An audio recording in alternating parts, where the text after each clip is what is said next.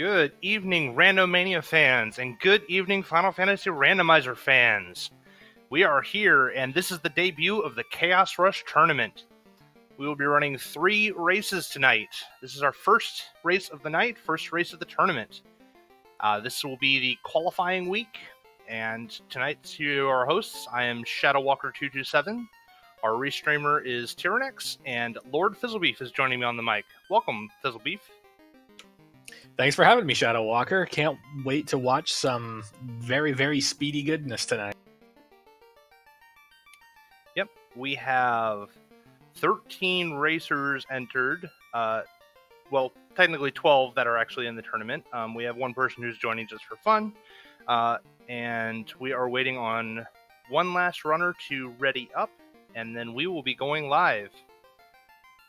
So tonight... these are the flags for the Chaos Rush. We will have 3 forced party member. There will be 2 melees and a mage, or 2 mages and a melee. Tonight's party is Fighter, Black Mage, so a good party to start us off. Yeah, I enjoyed rolling that. Generally, when I roll seeds, they turn out to be perfectly average, and I can only hope that we buck that trend tonight. Alright, well, our runners have the green light, and the race is counting down, so we will be seeing some action very shortly. So like I said, we're going to be doing 3 races tonight. So this is Seed 1, and there will be a total of 4 nights that we will be doing these qualifying rounds. In each race, runners will be competing for the fastest time they can get, and then at the end of the run, they will earn a Z-score based on their finish time.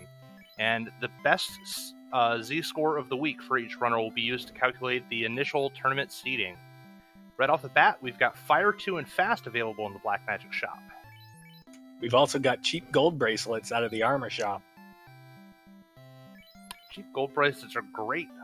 One of the really important things in Chaos Rush in this particular flag set that we're doing is finding where you can get good armor. So knowing already where the gold bracelets are is really going to help our runner. So, Shadow, let me ask you something. I'm not particularly stellar at Chaos Rush, and you've done a lot more of these practices than I have. When you start one of these Chaos Rush races, what's the one thing that you look? I kind of have a bit of a formula going for these Chaos Rush races. I've done, I don't know, somewhere between 1 and 2 dozen practice runs. So the way I like to start is I always open with talking to the king and finding out what he's got for me. And hopefully I get a key item and I can go take out the pirates, as we see Braxis Muse doing right now. With 1 key item, taking out the pirates is going to get you straight to level 7. So as long as you've got a single sweeper spell available at level 1, that is going to greatly accelerate your speed in the beginning. Speaking of talking to that king, Len the Cat has already talked to the king and the princess, and he has the ship, which is probably not helpful, but the power gauntlet, I expect he's going to get some mileage out of it. Yeah, we got the power gauntlet, and we got... I already forgot what the item was. I think it was a rod from the pirates. The interesting thing about the Chaos Rush flag set is a lot of the key items don't necessarily matter beyond the 20% EXP in gold. There are a few, of course, that matter. Getting the crown, for instance, being able to do the crown into the Mystic Key quest chain can greatly accelerate your experience points and get you access to a couple of extra nice free chests, as well as an incentive location in Corneria Castle.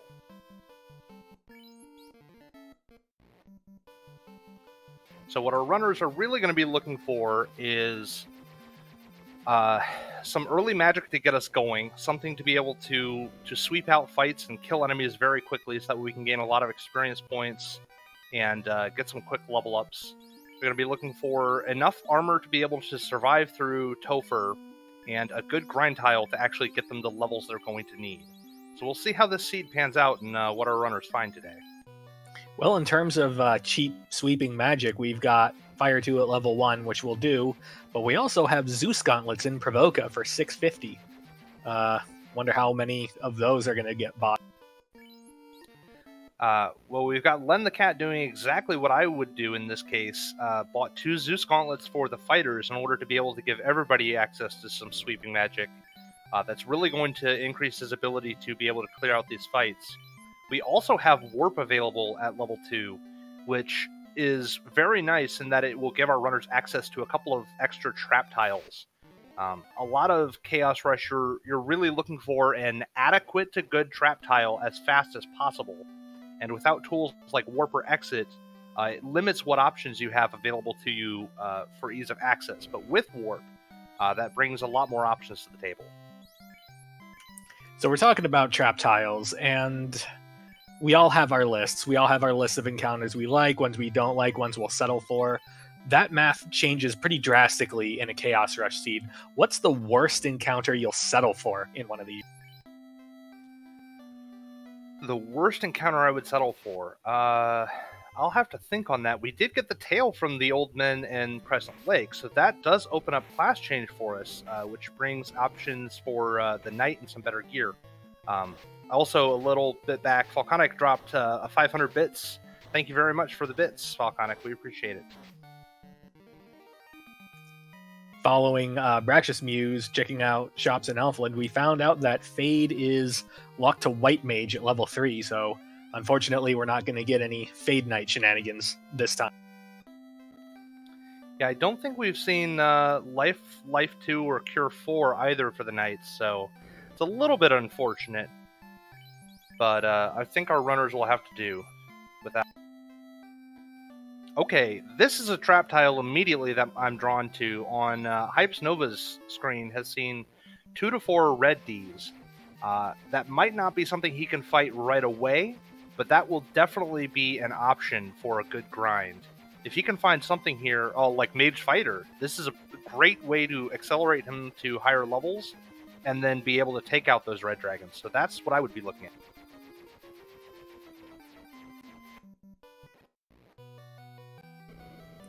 So meanwhile, we've got Sonny Wrath doing a Cardia dive. So one of the things we have going in Chaos Rush is that our treasures aren't shuffled. They're randomized, and they're randomized with the likelihood of getting better gear. So a Cardia dive might actually be more valuable than you think it. Yeah, I typically won't do a Cardia dive unless I've got the tail, but in this case where we have the tail and class change, you're already in the area. There's, 12, 14 chests somewhere around there up in Cardia Isles. It's a great source of some equipment. With having 2 knights to equip, we're going to find some good options. Another good option for equipment, Braxis Muse dropped into Temple of Fiends Revisited and looted the chests there in the Short Topher and picked up both a ribbon and Vorpal. So some really good equipment sitting there for free.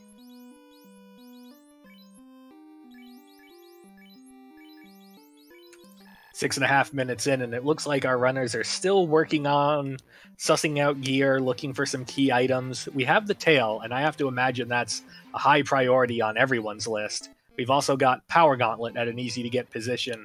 At what point do you stop looking for incentive items? When do you feel like you have everything you need? So, I play these flags rather formulaic. I will get the incentive item from the king. I will get the incentive item from the pirates.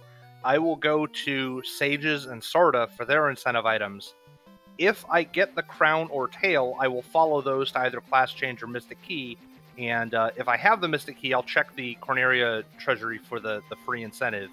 But at that point, I'm done. I go look for a trap tile, and I go look for my experience points to get myself to probably mid-20s, based on what party composition I've got and what kind of spells I've got. White shirts for sale in Gaia. I have to imagine if we end up with a Double Dragon or one of the smaller number alternate boss fights, 3 white shirts are going to come in real handy. Yeah, white shirts are an interesting option because they are very good, but in alternate final boss, it loses a little bit of its appeal because in alternate final boss, I feel like you need to do a lot more AoE damage. rather than worrying about surviving a durable fight. That said, we could still end up with something like the Chaos and 8 Garland fights, in which case White Shirt would be a very, very nice option.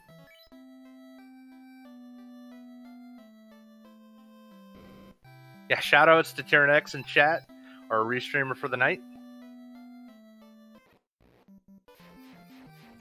Looks like the fighters are fighting back against Len the Cat. This is starting to look like a very dicey grind tile. We've got a face-down fighter, and we've got a black wizard that's turned to stone. That's starting to look dangerous.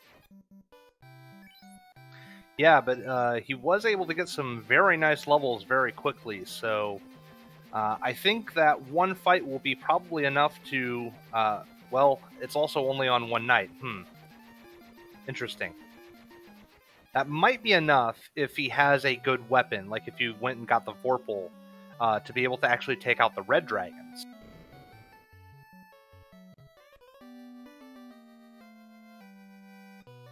We've got Falconic calling to Dan one of the knights in Rock Artea strats. With a double knight and not good spell options, that's not a terrible idea. I mean, I kind of like that idea that, you know, we've already got a knight at, 17, 18. We just bring the black mage back and we just, two-man until we hit 30 and then just, storm down Toph. Yeah, one of the really important things, especially in this party, since we don't have Fate on the Night, is determining if you're going to go look for Nuke. Because we will need some AoE options available for most of the alternate final boss fights. So runners will have to weigh the decision of whether or not they want to actually take the time to find Nuke and guarantee that option. Looks like we do have Fast and we do have Temper available, though, so melee damage is covered.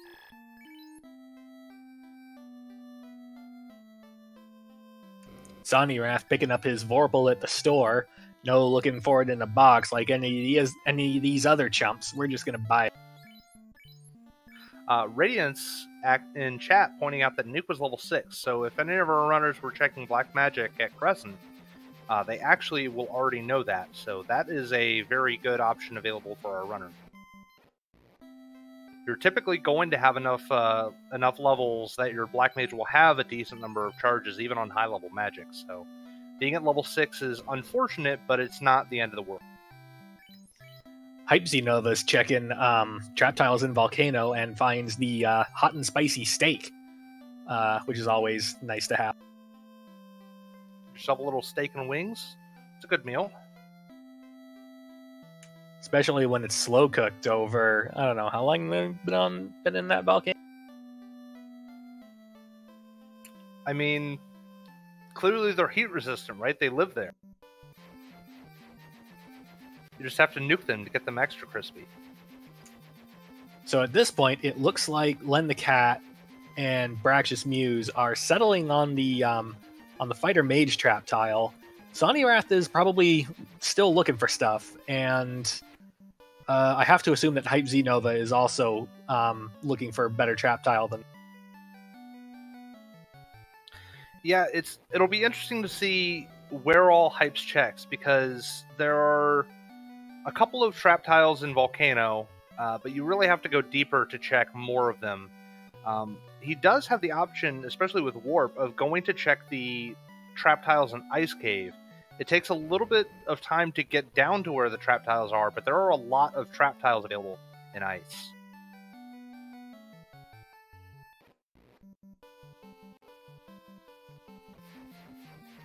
Hypes has also gotten himself enough money to be able to afford a couple of those ribbons, so now his party is going to be very well equipped to deal with some of the AoE and spells that our enemies are going to be throwing at him.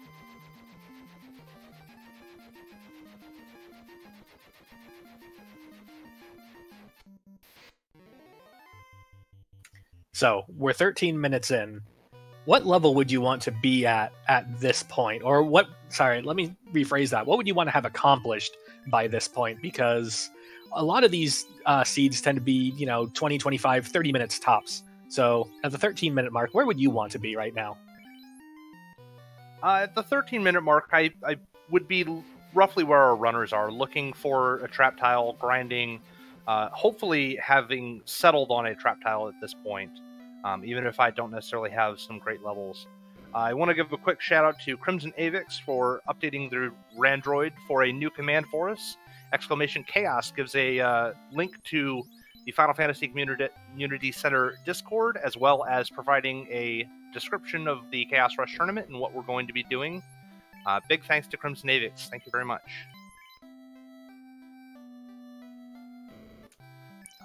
But yeah, roughly, I want to be settled on a trap tile at this point, gaining the levels that I'm going for, and then sometime in the 15 to 20 minute mark, I want to have hit level 25 to 30-ish and be going into...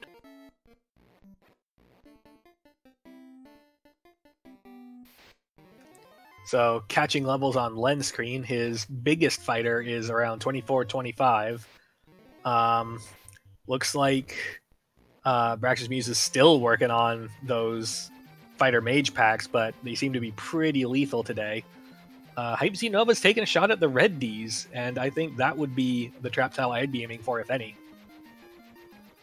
Yeah, I like the option of the red Ds. Unfortunately, it looks like they have a good bit of HP, so it might not pan out as well as he's hoping that it will. Looks like they're also a little bit on the beefy side as far as absorb and evade go as well. That Knight only swinging for 3 hits for 100 to 150 damage. Does get one of them down, though.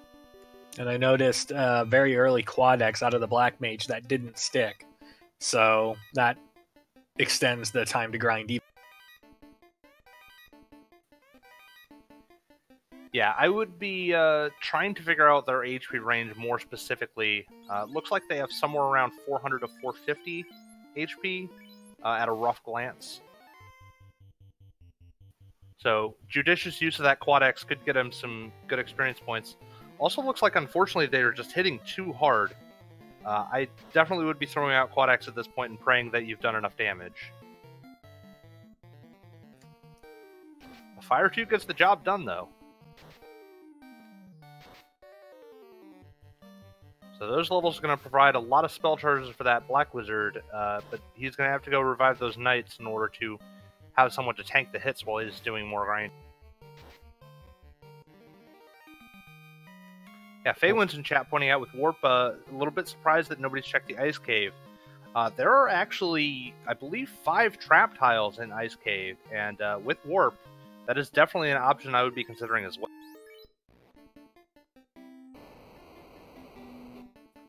So let me ask you this question then. Because we have Warp but not Exit, are there any other places that would open up to you besides Ice Cave?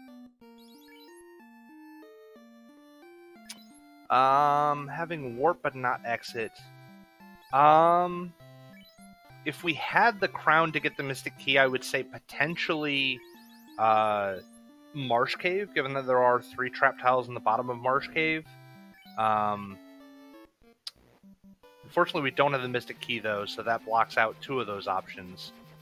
I mean, with Warp, if you really wanted to gamble, you could try Ordeals, but that's potentially a lot of time lost to traveling all the way north up to Ordeals. But if you find something really good, that is an option. So 17 and a half minutes in, Len the Cat is still 100% all in on this fighter mage grind. Everyone else seems to still be either looking for items or looking for trap tiles to grind again. Yeah, it's an interesting debate that you have to ask yourself when doing these flags. At what point do you say, this is the option that I'm going to go with? Because if you find something that gives you good experience points that's not terrible to fight, that's definitely an option that I would stick with. We've seen that the fighter mage is a little bit dangerous, although it looks like it's less dangerous now that he's accrued a couple of levels. And you have to weigh the time difference between, can I get the levels on something that's a little bit dangerous versus trying to find something, and how long is that going to take? We have a Topher dive. Braxis Muse has decided he is at least going to test the waters and has found himself in front of the Kraken too. Starting with a heal staff, which feels a little ambitious, swings in. Vorpal 5 hits 21, and he decides, absolutely not, we are not playing that game today. Let's see what's over to the left. And it's Tiamat, which is the one that we probably also didn't want to see. I will say, I will take most Tiamat 2s over Kraken 2s. Unfortunately, it looks like that Black Mage does not have many levels. That Black Mage only has 101 hit points. So a single AoE could spell Doom and no longer have access to Fast or Temper. And just as soon as you say that, the single AoE, Fire 3 rolls through and just roasts that Black. So it looks like Tiamat 2 also swings pretty hard when it's not casting spells. And has at least enough HP to not go down to, what, 800 to 900 damage that we've seen so far? Absolutely. You mentioned earlier that you'd rather see Tiamat 2 than Kraken 2. I'm almost the opposite. I think I'd rather see Kraken 2 because, if nothing else, we have at least fewer base hit points to worry about. Yeah, if you get some good turn order, Kraken 2 definitely could go down easier than Tiamat 2. That would be something that I'd be interested to see in Braxis Muse's later attempts. Looks like Lich also has a good bit of HP, surprisingly.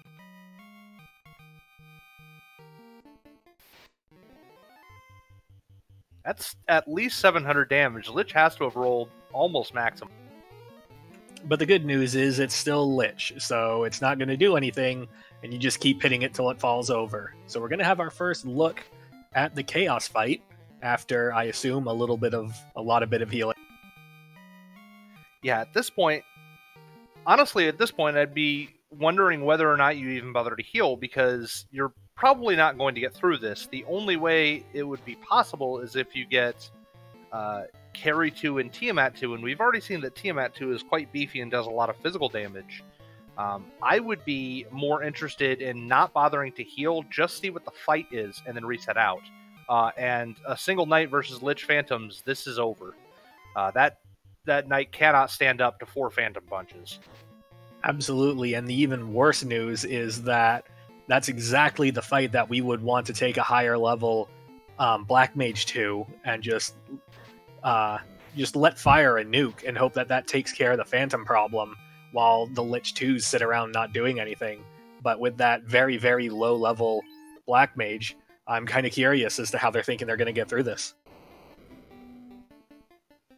Yeah, this feels a little bit ambitious. I'm surprised he's going back in. Maybe he wants to test the HP of Kraken 2 to find out if this is an easier fight than Tiamat 2. But certainly I do not think with his current levels and gear that he's going to be able to actually get through. Well, it was definitely faster. I'm not sure I would describe it as easier. And we've got Carry 2 with Nuclear. Starting to really look like the left path is the path you want to take. And with that information, Braxis Muse decides to head elsewhere. We have Swift Mage in chat asking how long the race has been going for. We are at the 22-minute mark as we're speaking. This is a very fast seed. We are going to be seeing some very quick time.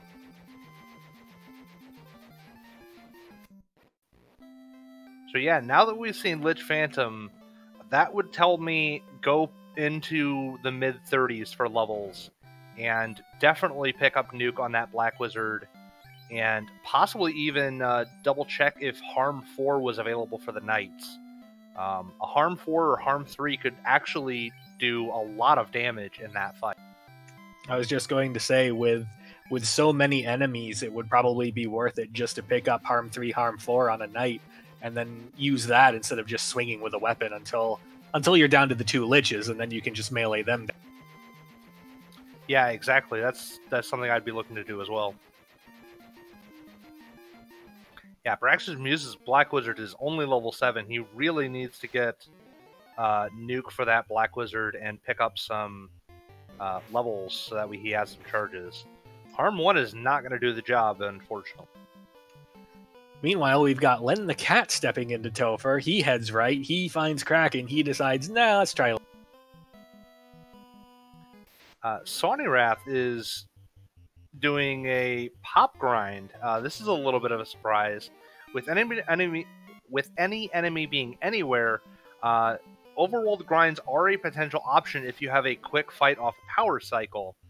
Unfortunately, the encounter rate in this flag set is greatly turned down, so if it's not a quick first fight, it's potentially losing a lot of time to do an overworld grind. Absolutely. That's the one thing that I noticed about a lot of these Chaos Rush seeds is that you want to do all of your grinding at a tile because the encounter rate is so low that you're going to lose so much time to finding less efficient fights elsewhere. Yeah, if I'm running around and I randomly encounter a first fight off a power cycle, and I know that there is a low number of steps required to get that first encounter, that can be an option. But generally, that doesn't happen. Len the Cat abandons his Tiamat 2 fight with both of his knights swinging for around 100-200 damage. He decides that he's not quite ready for this yet. He needs a couple extra things to get it done. Well, fortunately for him, he doesn't know how right he is. He's saving himself a lot of time as opposed to just trying to swing through it. I wonder if this is just to get more heal potions, thinking that he just needs to be able to heal up after the fight. If that's the case, it's going to be a little bit unfortunate when he gets past and realizes you have to have AoE available for this alternate final boss. This is one of the most dangerous final boss combinations that we can have in the Fun Dead, the 2 Lich 2s with 4 Phantoms. There's a lot of damage.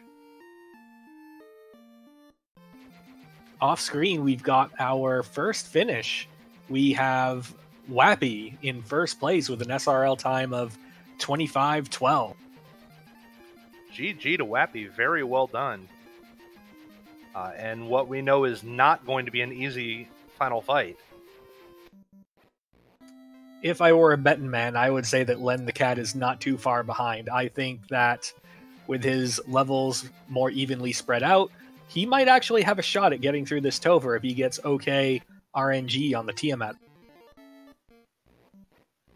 Yeah, I mean, really all this final boss needs is for you to survive with that Black Wizard and a Knight to soak up some of the hits and throw out, a nuke or two while you're swinging at the Liches, and this fight can go down. Unfortunately, he has not picked up nuke, so that is something that is off the table for him in this alternate final boss. Bractious Muse is stepping back up to the plate. He's gone around and he's farmed up some stuff, and he thinks he's ready for a second go. Yeah, Sawney Wrath is now joined in on the fun in the alternate in the Topher dives. Also has found Tiamat 2. We got Hypes Nova still sticking to the grind though, looking to gain those extra levels, which we know is going to be very beneficial.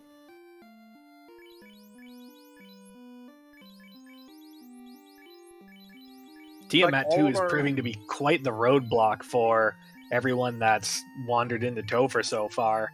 Got a lot of absorb and a lot of hit points, which is just headaches for everyone. Yeah, it does look like our runners have settled on Tiamat 2 as the right option as opposed to the right side, though. So we will see how that fares. Another interesting option would be to go back to Gaia and pick up those white shirts if any of our runners have seen that. This alternate final boss is one that does a lot of punching. If you could get some good turn order, you could potentially throw up some evade stacks with the Knights while you're trying to nuke down the Phantoms. Absolutely, I think the option's there, but personally I would be relying on the harm nuke route. I think if we can just deny the Phantoms as many turns as possible and just narrow it down to the Liches, we'll be gold.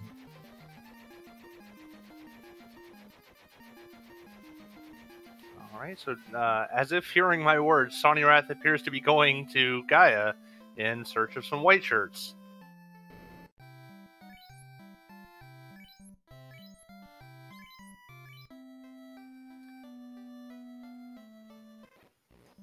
So we When got the Len cat is through sticking through it. Tiamat too, going for a fight with Lich 2. Going for a fight with Lich 2. Lich 2's got Lightning 2, and not a whole heck of a lot else. It's just a big ol' undead punching. Yeah, looks like Lich does a lot of punching, not dangerous AoE though, so that's good news. Though he has fast, that's good for him.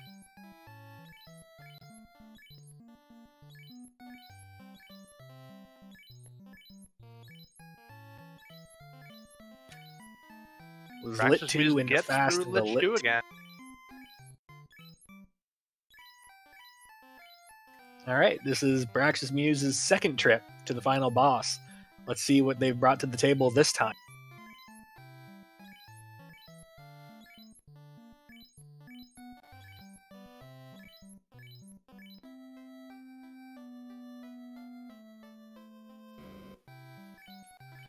A great many heal potions later, and we will see.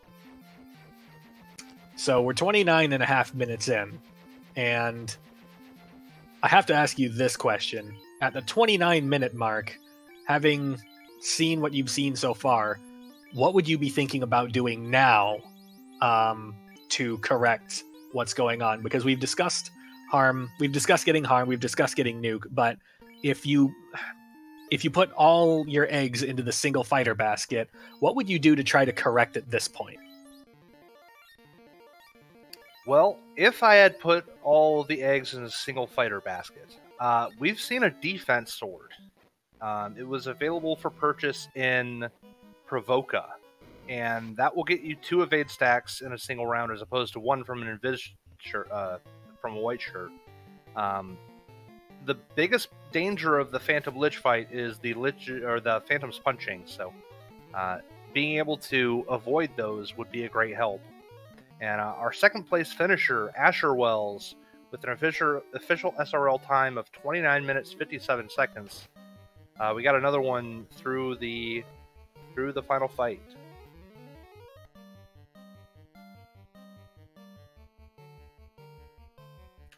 Hype Z Nova is not. We've got multiple shots in tow for now. We've got Sonny Wrath taking on Kraken 2, seeing if that's an easier route than Tiamat. And we've got Hype Z Nova taking on Tiamat and running into the wall of armor and hit points. Yeah, I definitely don't blame Len the Cat and Braxis Muse for going back for some more levels. The Lich and Phantom fight will punish you if you are not equipped well enough. And without having the AoE available and not many levels, this is definitely not a fight they're going to get through with swing swords at level 25.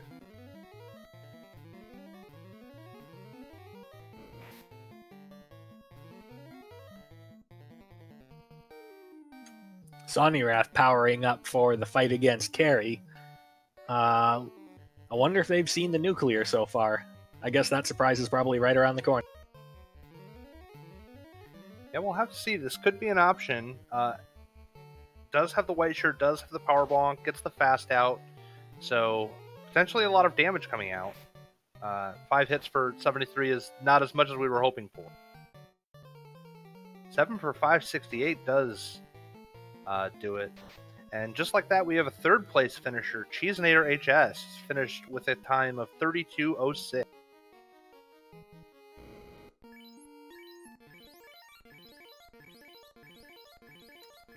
Sonny Wrath is through to the final fight, and they've got their entire party with them. Let's see how this pans out.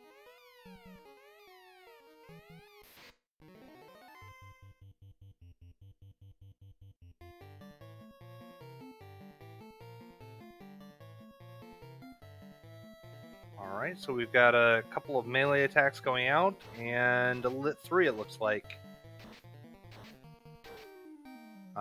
Unfortunately, it looks like those melee attacks were focused on the Liches, and the Liches are not the danger in this fight.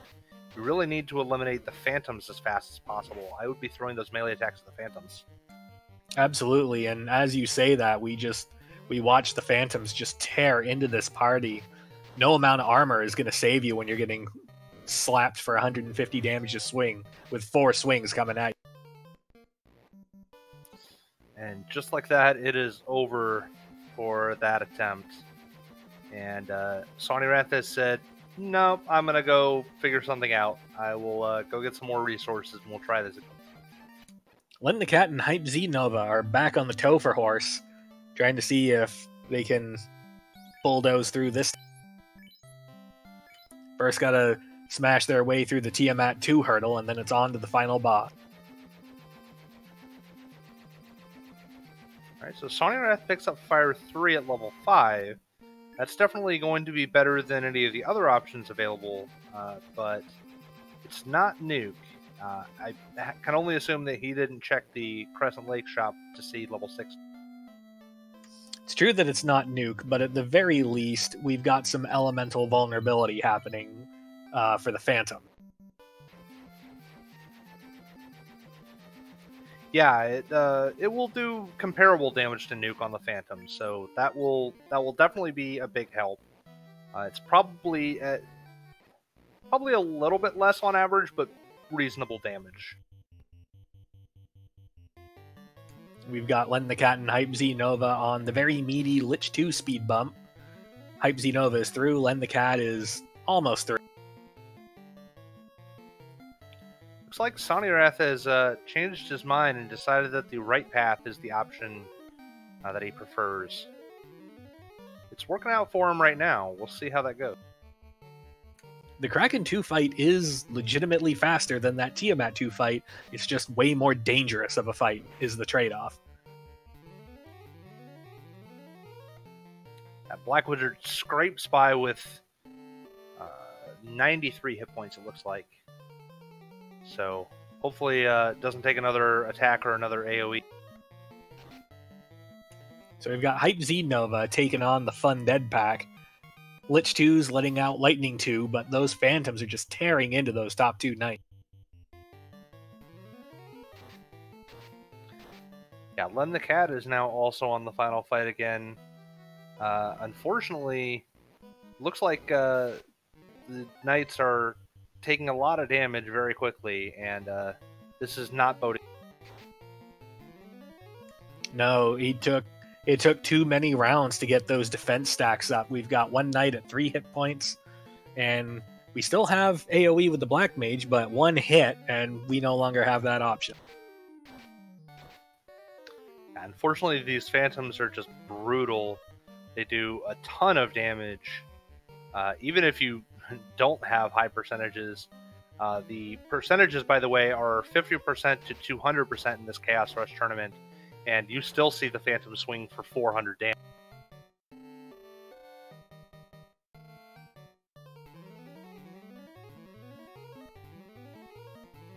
So this is something you really have to ask yourself, what do you do when you're getting walled like this? And in a Chaos Rush seed, where the answer is always go fast, sometimes it really is better to go take a moment, get yourself some levels, even if you have to get to relatively high levels, say like 40 to 50. In Chaos Rush, it really does not take that long. You need whatever you can to survive. So, looks like Len the Cat has picked up Nuke, so that is now on the table for him. Looking at the Undead pack and looking at my available options, I've got 2 knights and a Black Mage. Nuke isn't available till level 6. It's clearly an AoE fight, but if in the case where there was just no Harm 3, Harm 4 available for my knights, I would take the defense strats, but I would also have the Black Mage using a white shirt, because then we can get evade capped in 2 rounds as opposed to 3, and then we can start trying to put out an offense. Yeah, I mean, one potential strategy here, we've got the ribbons, so the knight's not going to take much damage from Lit 2. If you put the knight that has your Vorpal or whatever weapon that you found at this point in the back slot, and give your other knight and the Black Wizard a white shirt, and you've got a defense on your primary knight, and he has the power bonk, you could potentially do 2 Invis 2s and a Ruse in round 1, and then 2 more Invis 2s and a power bonk in round 2, or even Invis 2 fast power bonk, and potentially be one-shotting the Phantoms at that point. So that is certainly an option on the table. Meanwhile, off screen, we have a 4th place finisher, Ali Jabrap, with an SRL time of 36:42.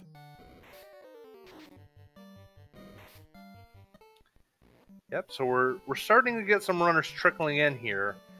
This is certainly a seed that is going to trip up a lot of people, and it's a little bit counterintuitive when you have to, hold back and prepare more. Gregory Puff in chat, thanks for joining us, asking who got first and who got second. First place was Wappy 103. Second place was who did get second place? Second place was Asher Wells. Oh, that's right.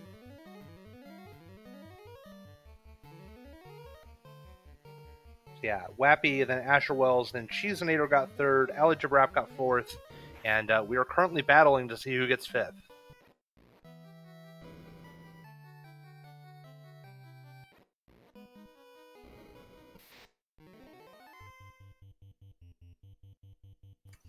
Brax's Muse heading inside and then taking a moment to consider and then thinking, nah, we gotta go look for something else. We're gonna look at our spell list, maybe we're gonna go look for other magic.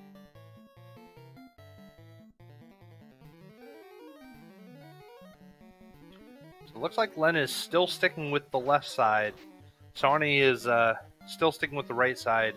I think I am agreeing at this point where the lower HP of the Kraken would be pushing me to the right side. Tiamat is beefy. Even Lich 2 was beefy on the HP, so right side definitely is a faster option if you can kill them quickly. Valconic in chat pointing out just how tricky the fight is, because it's traditional to think that Lich 2 is the threat in that fight, but he's definitely not. It is the Phantoms that you need to solve ASAP, because that incoming damage is proving to be too much to manage for any of our on-stream runners. Yeah, I think it's easy to forget in Final Fantasy Randomizer in general that that Phantom is so dangerous. A lot of the times nowadays we don't really end up fighting the Phantom. Either he's runnable on the trap tile, or we've got trap tiles shuffled, and Phantom does not end up being a mandatory encounter. So I think it's easy to forget how much damage the Phantom does. But Phantom is no joke.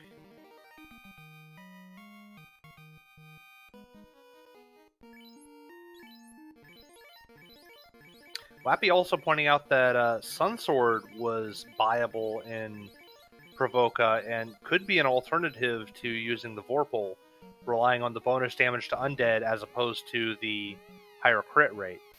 That's certainly an option. I think that would be a good idea in this case. Phantoms traditionally don't have that much hit points. I'm probably spitballing at the 200 to 300 range, so we just need a lot of damage up front rather than hoping to go to the distance. Yeah, I definitely agree, especially because you're not going to get Fast or Saber or Temper off. Another runner off stream has finished. A Tiny Fairy finished in 5th place with a time of 41 minutes and 51 seconds. GG, Tiny Fairy. Oh, Wappy pointing out that Mazza was in Marsh. We actually did not see a Marsh dive from many of our on-stream runners. No, with the incentive item in Marsh Cave and with Mazza as an incentive, I think it would be a very interesting play to take that Marsh dive just to gamble on the out-of-the-way chest that other people might not go. Got another finish off stream. Leggy Starscream, 6th place, 42 minutes and 27 seconds. Yeah, Marsh is a very interesting option. I like... If I haven't found anything good, like if I don't have Tail, I don't have Crown, I don't have Mazza, I don't have Power Bonk, I like keeping Marsh in the back of my mind as a potential option. And from time to time, I've actually dove down there, especially with having a Warp or Nuke. It's really not that long of a dive when you've got Warp or Nuke, because the encounter rate is so low on these flags. It can be a cheeky way to get something that your opponents don't have. Right. I like the theory of it, although I don't think I would ever do it myself. in seeds that are traditionally half an hour or less. There's just way too many other things that I feel like I need to do to justify the time cost of a marsh dive. Yeah, it's definitely a gamble, especially with seeds this fast. So it's interesting. Len the Cat taking on the Fun Dead party. Now with Nuke, and he's already got 2 of the Phantoms down. Although that Knight in the first slot is looking pretty wibbly. Yeah, you got some decent turn order, and if you can get the second Nuke off, this is a very promising run. And that second Nuke gets off. One of the Phantoms is still alive, though. Yeah, I mean, at this point, you got to start swinging at the Liches and just pray that you get the Nuke off. Unfortunately, does not. And it's time to go eliminate that Phantom. Gets good turn order, and is down to just the Liches. This is the best that we've seen on screen so far. Couple swings from the Vorpal, does another 100 damage to the Lich. 4 hits for 165. 4 hits for 364. 1 Lich goes down. Come on!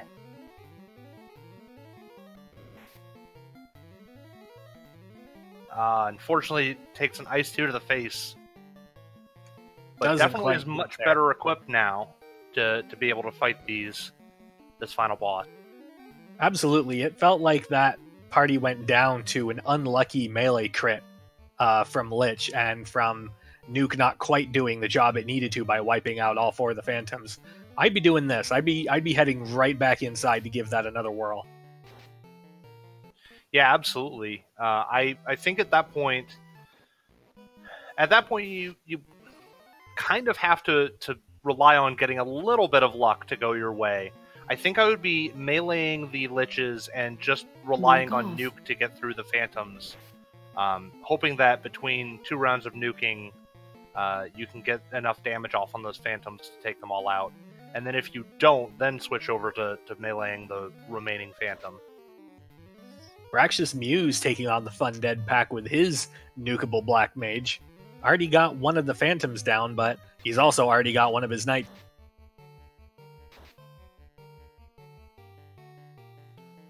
Another Nuke comes out, some good damage rolls on the Liches, and gets through another of the Phantoms, and 1 of the Liches is down now. Unfortunately, that Black Mage goes down from a punch and elects to swing at the Phantoms at the Liches rather than the Phantoms, and that could have been what caused that last.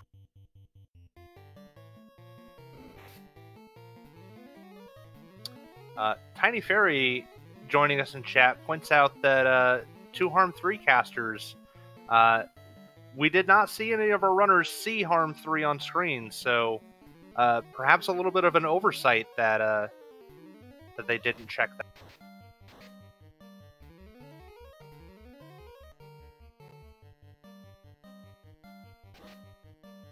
Hype Z Nova back at the Undead fight, but already down to just 1 Knight. I think at this point I would just be resetting, because with the 4 Phantoms still up, there isn't enough RNG in the game to get through this fight. Yeah, I mean, at this point, you know you need to have AoE. If your Black Wizard goes down, it's pretty much GG on this. There's a lot of misses happening, which leads me to believe that they actually did get 3 defense stacks up, but the problem now is that the Lich 2s have spells, so we're now at the mercy of getting through those very, very high HP Lich 2s before we just get planked to death with spells. Oh, and an unfortunate zap sends him to the 4th dimension. That's a bit of a bummer up. Yeah, pointing out that he got zapped through a ribbon. Very unfortunate. Oh, he didn't have it equipped? No! That's a costly mistake. You won't forget that one soon. Hi, Spellzap, joining us in chat. You're making quite the splash on screen.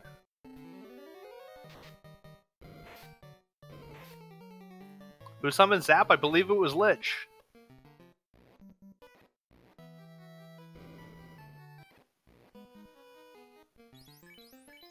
Sonirath all is of our just going in over and over, bound and determined to try and just RNG through this fight.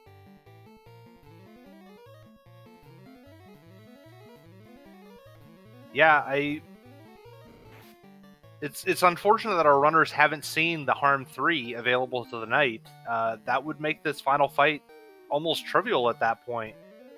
Between 2 Harm 3s and a nuke, that's the Phantoms down in 1 round, most likely. Ooh, get some really good damage rolls out of the nuke on the Black Wizard from Len the Cat. It's about 300 damage to 3 of the 4 Phantoms. 1 more nuke should wipe out the Phantoms. Not quite enough damage, but he does have a melee attack coming. Len the Cat's got all 4 Phantoms down with his Black Wizard still up, but that fighter's already down below 100 health. Yeah, unfortunately, he spends a turn casting fast, and that's really not something that I would be doing in this case. I would just be throwing out the nukes. That knight just had too few of hit points to really survive long. And just like that, another nuke comes out, and both the liches go down. GG Len the Cat, our first on-stream. And right on his heels, we have Tarnan also finishing. Len the Cat coming in with a time of 49.38. Tarnan with a time of 49.56. GG to the both of them. We also have a raid coming in from Randomania 1. Thank you guys for joining us. We have the Final Fantasy Randomizer Chaos Rush tournament going on right now, and despite being a Chaos Rush, this has been a long seed where our first place finisher finished at the 25-minute mark, and we're still going at 50 minutes.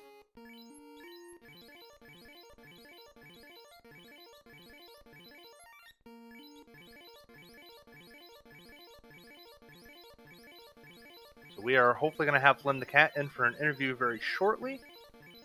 We will talk with him while our other runners are racing on stream.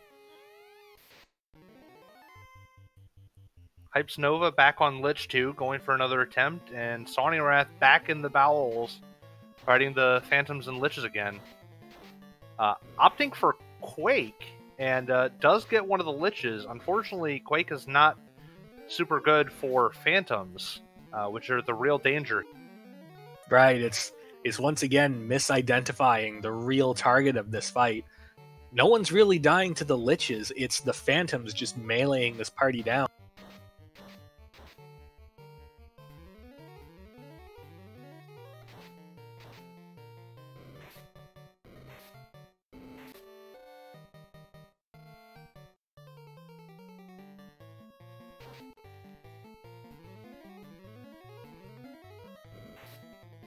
Hype Z Nova already on the pack as well. Working on defense on that middle knight, trying to go for melee strats. And they've got Cure 3 on at least one of those knights. Try to shore up their hit points in the middle of this fight. Not a bad idea.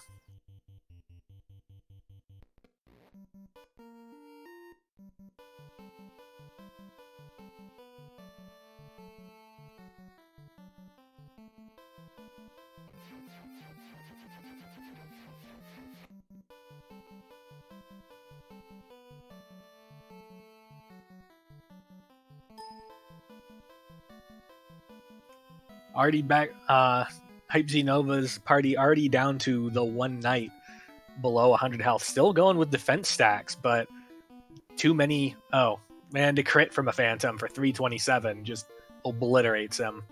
Taking a long time to think about how they're going to handle. Sonirath has officially forfeited from the race, has decided that this is enough, and is no longer interested in facing that wall. At this point, I don't necessarily blame them, because that's a real rough fight to go up against with not a lot of AoE magic behind. We are joined in chat now by Len the Cat. Len, GG, 8th place finish. This was a rough seed. How do you feel? Yeah, I'm not hearing anything. If you guys can hear me, I can't hear anything. We do hear you.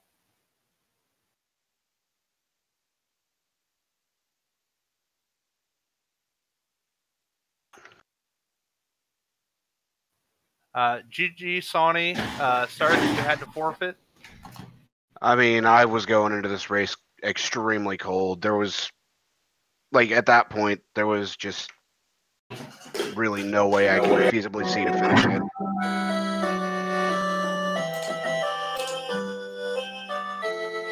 We got a little bit of game audio coming in over the mics. Okay, how about now? Are we good? Yeah, I hear you, Len. Do you hear us? Yeah, I hear you. Sorry about that. That was my bad. All Almost, right. yeah, I had my audio set up almost as badly as I ran that seed. Holy cow! Yeah, GG. You did finish though. You got 8th place. Tell us about it, and we know it has to have been frustrating, but tell us what you were doing to try and keep saying and try and push. Well, you saw that I really got some bad turn order, time and time and time and time again. So I figured it couldn't just keep going bad. And there was no good sword. I thought about looking more, but I thought Vorpal was good enough. But it really wasn't, and I kept going at too low a level. And I ran, I would guess about 35 practice seeds, and I never once got this chaos. In all 35 practice seeds, I never once got this chaos. So I think I went about it the wrong way the first couple of times I went against him. I think the Phantoms are more dangerous than the Liches, so I had to focus on killing those guys quick. Yeah, absolutely. That is something that we were talking about. Is in this fight, you see the 2 Liches, and you kind of naturally think that they're the threat, and that's really not the case. It's actually the Phantoms that are the dangerous ones here. Hypes Nova back on the final fight again. Throwing out some defense swords from the Knights and throwing out some lit 3s, hoping to get some chip damage on these Phantoms. Unfortunately, Hypes Nova has not picked up Nuke for his Black Wizard, and that seemed to be what kind of turned the tide for you, Len, as you went in there with the Nuke at level 6, and finally were getting some good damage rolls and were able to get through some of those Phantoms. Yeah, when I saw that chaos and I realized that I probably wasn't going to be able to beat him with my setup, I figured that Nuke was the way to go. I knew it was level 6 and that I'd have a few casts of it. And then I went back with it, and I thought that 1 Nuke would maybe clear out all the Phantoms. When I saw that they had more than 300 hit points, I knew I'd need 2 Nukes, so then I went and I grabbed a few extra levels to make sure that the fighters could withstand the beating. But it would have been nice to have like a defense sword or a white shirt, either of those. I didn't look in a couple of towns, so maybe they were available and I just didn't see them. White shirts were available. They were in Gaia, if I remember correctly. Oh, this is rude. We now have the Liches fasting the Phantoms fighting Hypes Nova. Never something you want to see, a fasted Phantom. Wow, they cast fast on the Phantoms could almost kill your guys as is. A fast on the Phantoms here probably going to spell the end of you if you don't kill those Phantoms quick. Yeah, unfortunately, he's down to just a single Knight. Unfortunately, none of you guys that were racing on stream saw Harm 3 was available to the Knight. Between the Harm 3 and the Nuke, that really would have opened up the option to AoE these Phantoms down quickly. I want to take a wild guess and say it was level 2. It was not level 2. Level 2 it was level 1. Harm 1. Harm 3 was level 1. I bought it. It was. I completely forgot about that. We have our 10th place finisher, Solaris Drix, with a time of 57:23 off stream. GG, Solaris Drix. And Hypes Nova is hanging in there on this final boss fight, is throwing out some power bonks, and is ready to swing at some of these Liches. 3 hits for 403, takes 1 down. Yeah, if Hypesy Nova is evade capped with enough bonks, and you focus down the Liches at that point to get rid of the spell damage, at that point we're just dodging the very, very low % chance that a Phantom is going to connect with a crit. So he's gotten through both Liches, so there's no more spells coming out, and he's swinging for 4 hits for 400 damage, so these Phantoms are dying in a single round. He's down to just 2 now. Gets a low damage roll, 4 hits for 116 damage. 4 hits, 444. He's down to 1. 4 hits for 469, and he finishes. GG Hypes Nova. Official time of 58:34.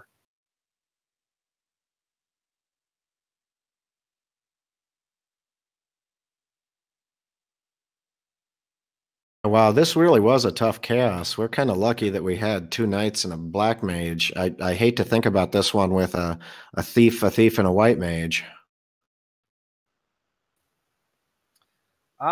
Yeah, Thief, White Mage would not have been easy. I mean, you would have had 2 Lit 3 casters and, a Harm 4 Fade caster.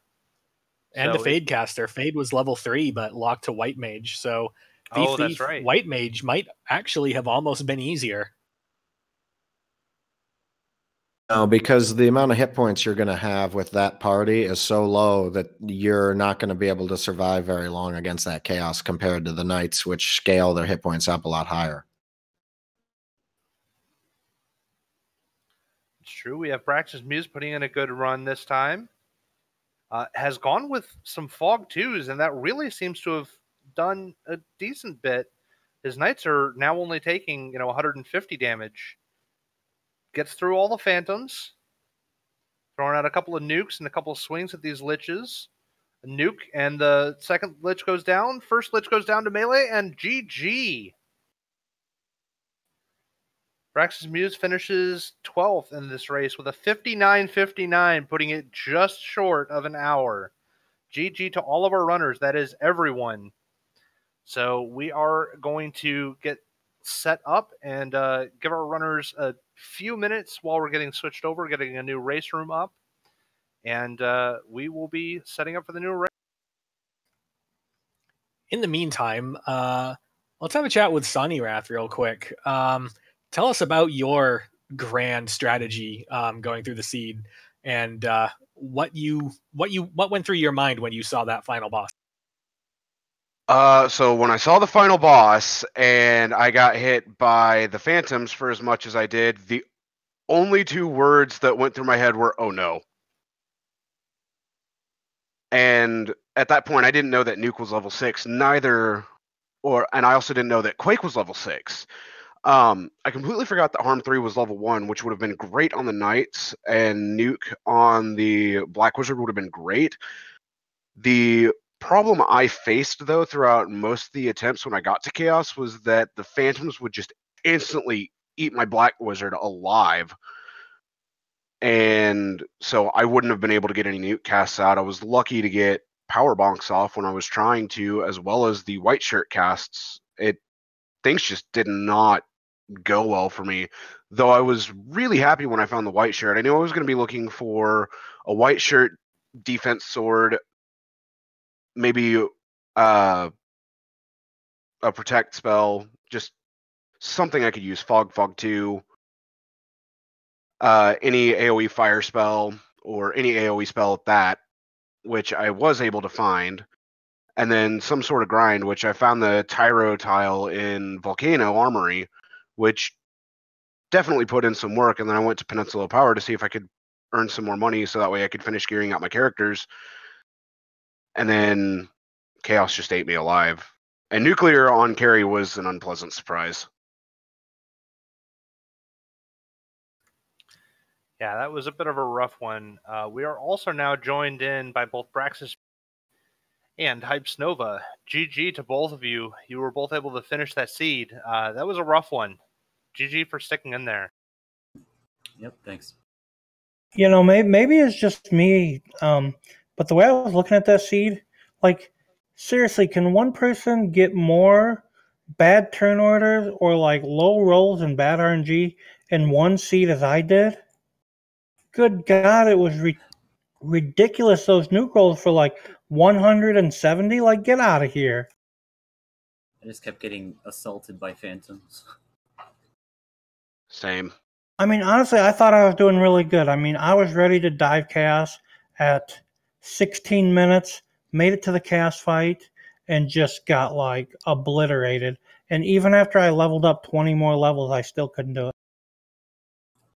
Yeah, I first run into Topher, I was feeling really confident, and then I found the Vorpal in the chest, I threw that immediately on the ground. 30 minutes later, I picked it back up and won. Or at least beat the seed. Did not win the race by any means. So I'll start with you, Braxius. When you first got to that Fun Dead party and you saw what you were up against, what was the first thing in going through your mind that you felt like you needed to either adapt to or just leave and correct? Well, at first, I wanted to just kind of see like what they were going to do. If they had any bad spells or whatever. But the two eyeballs in the back just had lit 2, which didn't really matter so much because of the ribbons and stuff. But those liches in front were auto attacking so hard. So, like, I tried a couple times, like I said, knowing that I probably wasn't going to be able to do it, more for the knowledge of, do they have nuke? Do they have any big attacks? And then when I saw they just were, for the most part, just auto attacking, I knew I had to find a greater than AoE spell than Lit 3. And I was hoping, because I only had magic open to level 6, that Crescent Lake, that was the only place that I didn't check magic. And if nuke wasn't there, then I figured I was going to have to level up to be able to look for level 7 and level 8 magic for, because Fade was level 2, but neither of my knights could use it, so. All right, and I want to make sure to give you at least a little bit of time for break and setup. So, Braxius, any final? No, like I said, probably out of all the seeds I played, that one was by far the roughest, and I actually learned quite a bit, especially from that chaos fight, so. Any final thoughts from you, Hypes Nova, about that seed? Yeah, don't get zapped through a ribbon. Yeah, that was very unfortunate. Sonny Wrath, any final thoughts before we give you guys a quick? Just oh no, that's it. All right, guys. Well, we've got a new SRL room up for you. Best of luck on the next race. Get yourselves a quick break, shake things off, and we'll get going for the next one shortly. Alrighty, thank you. Thank you very much.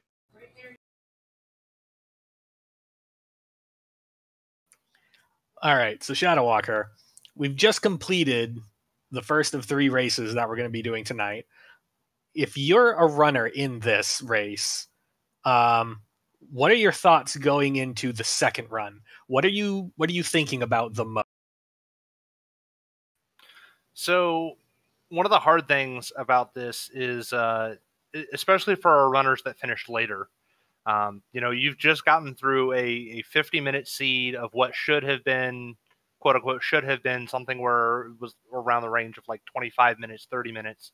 So mentally, you've got to put that aside. You have to shake that off, forget about it, clear your head, get a new mindset, and really focus on simultaneously taking notes for what to do in that kind of situation again, but reset and get yourself back into the mindset of how do I reset and go fast and do the normal things. That was one of the most grueling kind of chaos rushes that we can have, but that's certainly not the norm. So we will have to see what our runners do this time around. All right, it should be only a few more moments before we start in on this next race. Our very dedicated restreamer Tyrannex is working feverishly behind the scenes to get a new set of racers cropped and ready to go. Thank you very much, Tyrannex. And it looks like this time we'll be following Tarnin, Cheesinator HS, Leggy Starscream, and Wappy. Any thoughts about this combination, Shadow? Sorry, I was doing a quick bit of typing. So I know Cheesinator and Leggy have done a decent amount of practice on this flag set. I know Wappy and Tarnin have at least played a couple. I know that this is not the kind of flag set that Tarnin normally favors.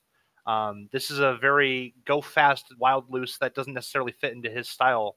But I know that he is certainly capable of going fast.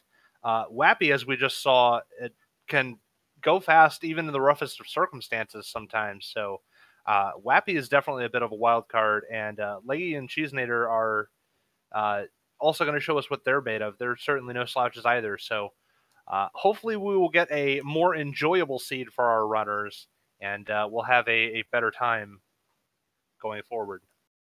Absolutely. At least we got someone other than that first jerk who rolled that first seed.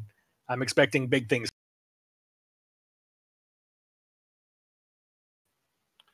All right, we are getting some restream things set up, and I have something to put out real quick. So if you could talk about maybe some things that would be good to see this next round that we didn't get to see this last. Well, there's always the obvious of getting a more balanced party. Double Fighter Black Mage is almost a trap because we have two great melee, but technically we kind of only really need one of them. Like if that party was like a fighter and two black mages, I feel like that final boss would have been a lot more of a pushover than kind of this insurmountable thing to press your face against for 20 minutes. But the problem with Chaos Rush is that there's so much variance going on that you really need to adapt to things as they come up, as you see them. And I'm going to be very interested to see how these runners kind of combat multi-seed fatigue and just adapt to completely new set of circumstances right out of the gate.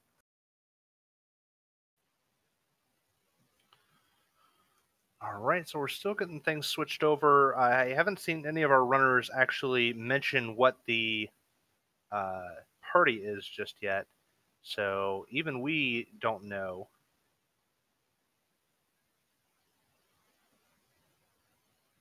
Hopefully we're going to see that shortly.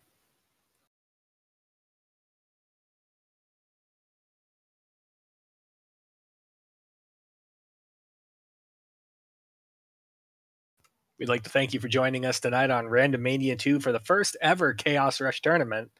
It's been quite the brainchild going on behind the scenes, trying to come up with a much faster paced tournament than I think anyone is probably used to.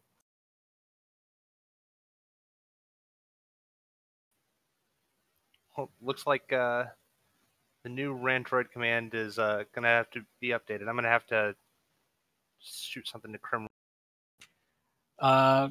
According to people getting set up, it looks like the force party going into our next race is going to be Fighter Black Mage Red Mage. I don't know how these runners will take it, but for me personally, that's the dream party right there. I mean, half the time I'm running a Dead Thief anyway, so none is just saving me steps on that. It's perfect.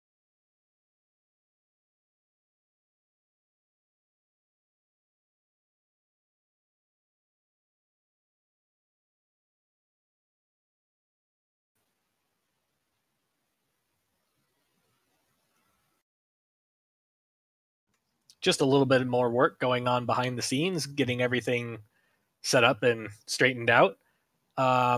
We should have everything underway within the next couple of minutes.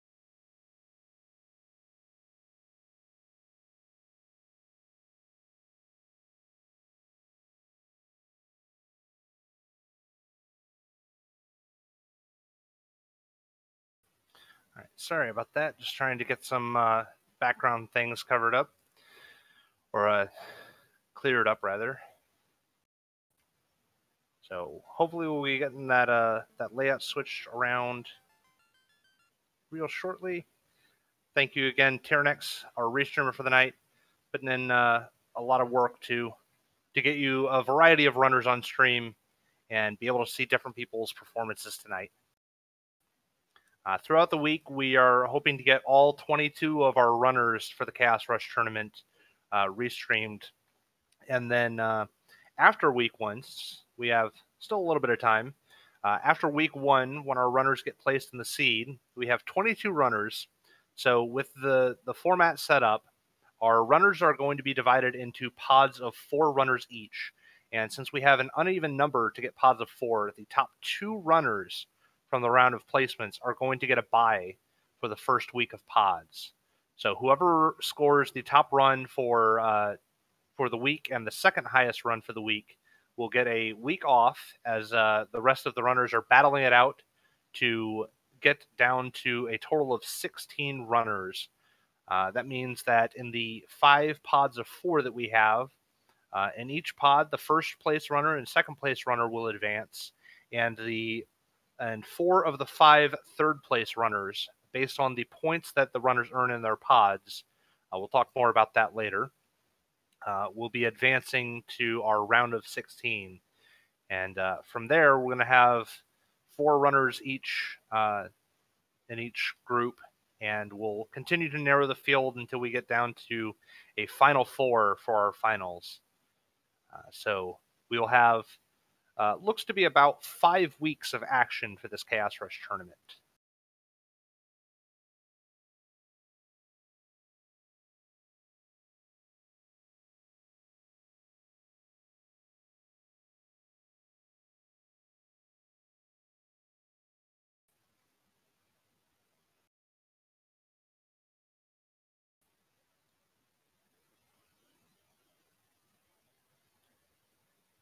Looks like we were having a little bit of technical difficulty getting Leggy Starscream on screen. Seems like that's been resolved now. So hopefully we'll be getting things up pretty shortly.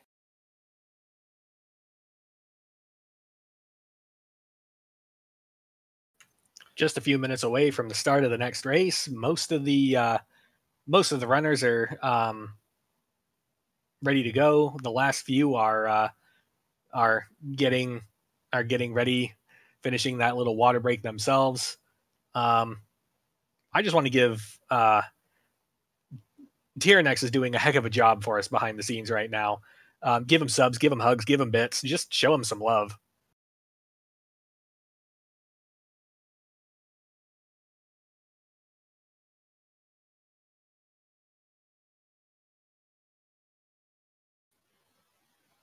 Yep, feel free to stretch your legs for a few, get yourself a drink, get some popcorn, whatever it is you need to do.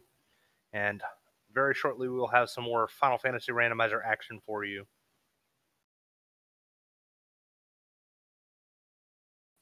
Swift Mage in chat, is there a list somewhere of the surprise final bosses? I don't know if we have a verified list, but off the top of my head, we have the Fun Dead Pack, which is 2 Lich 2s and 4 Phantoms. After that, we have Chaos with 8 Garlands, where the Chaos sprite is identical to the rest of the Garland sprites and is hiding among the Garlands. So you have to kind of keep going through the foot soldiers before you're left with the final boss. We have the Double Dragon combo, Carry 2 and Tiamat 2. 2 bosses that by themselves are usually gatekeepers pressed together into one very hard battle. And the last one, the one that everyone loves, the one that everyone knows, 2 War Mechs and 6 Evil Men. If you get bad War Mechs on War Mech Day, be ready for a rough fight. It's important to know that Warmech never skips leg day, and he will kick the crap out of you. Absolutely. Even if he ends up with all the Lit 2s and Fire 2s and Inks, he's still going to kick you for 400 damage. So why? Fun fact, if you are not playing with spells and skills shuffled, which we are playing with spells and skills shuffled, but if you aren't, Warmech and Friends, the 2 Warmechs and 6 Evil Men, is a fight with 8 enemies that can either all nuke you or nuclear you, because Evil Men are the enemy in vanilla that has nuke, and the Warmechs have all the nuclears in vanilla.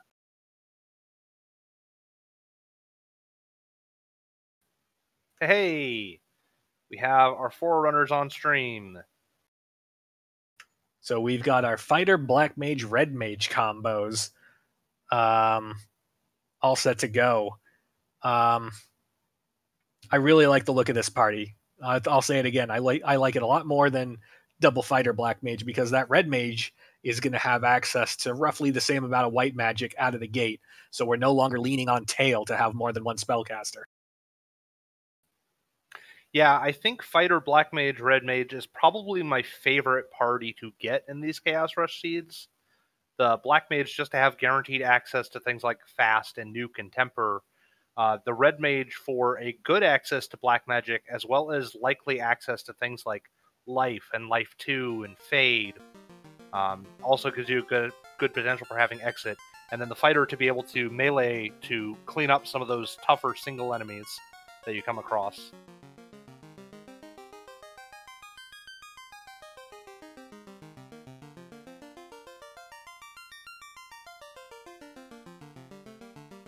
Alright, so looks like all of our runners are set.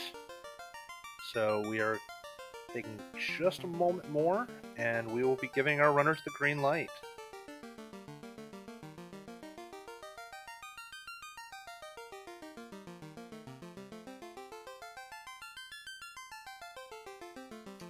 Neon Gray bringing up an interesting point in chat. At the level that we have experience scaling at, would you rather have the Fighter or would you rather have the Black Belt? So the Fighter Black Belt is an interesting debate in Chaos Rush. If you have a Black Belt, you're basically going to level to 32 plus. So that means a little bit more prep time, unless you can, Dan one of the characters and funnel some of that experience points into the Black Belt. So it's potentially a little bit of a time loss for getting the levels, but the Black Belt does do the best melee damage once you get it to level 32 and beyond. So I think if I have Mazmune, I would prefer to have a Knight or Fighter, and if I don't have Mazmune, I think the Black Belt is the stronger option. So I think that's kind of what changes my mind on that one. I'm looking at this, and I kind of have to agree that the scaling ends up favoring a Black Belt, but because we're generally only getting the Black Belt to 32, I don't think they're quite durable enough to survive some of these fights, especially on alternate final boss, especially with the last one, as we saw. A Black Belt would have just fallen over in a few hits, whereas the Knight at least had armor durability, and then potentially Harm 3 is a thing that could have gone through that encounter. Okay, our runners have been given the green light, so we will see some action soon. And they're off. There it is. Let's take a look at Black Magic. What do we got? We got Lightning 3 and Brack. Ooh, two good we spells. Have all the lightning spells. But yeah, Lightning 3 and Brack are great options. Brack, I don't think we'll see a lot of use, but importantly, we have Exit available at level 1, which is very, very nice in the event that you are exiting out of dungeons. Opens up the possibility of things like doing that marsh dive, saving yourself a little bit of time talking to sages and Sarda. So I'm going to ask you the reverse of a question I asked you in the last race. We've got Exit, but we don't have Warp. What's the first place, or what's the first thing that you would change now that you have that in? I think the thing that I would change is being more likely to go check Marsh than a place like Ice Cave. With Warp off the table, the trap tiles in Ice Cave are not really an option, but Marsh is still an option, so I would be savoring. I would be keeping that as the back pocket gamble as opposed to the Ice Cave play.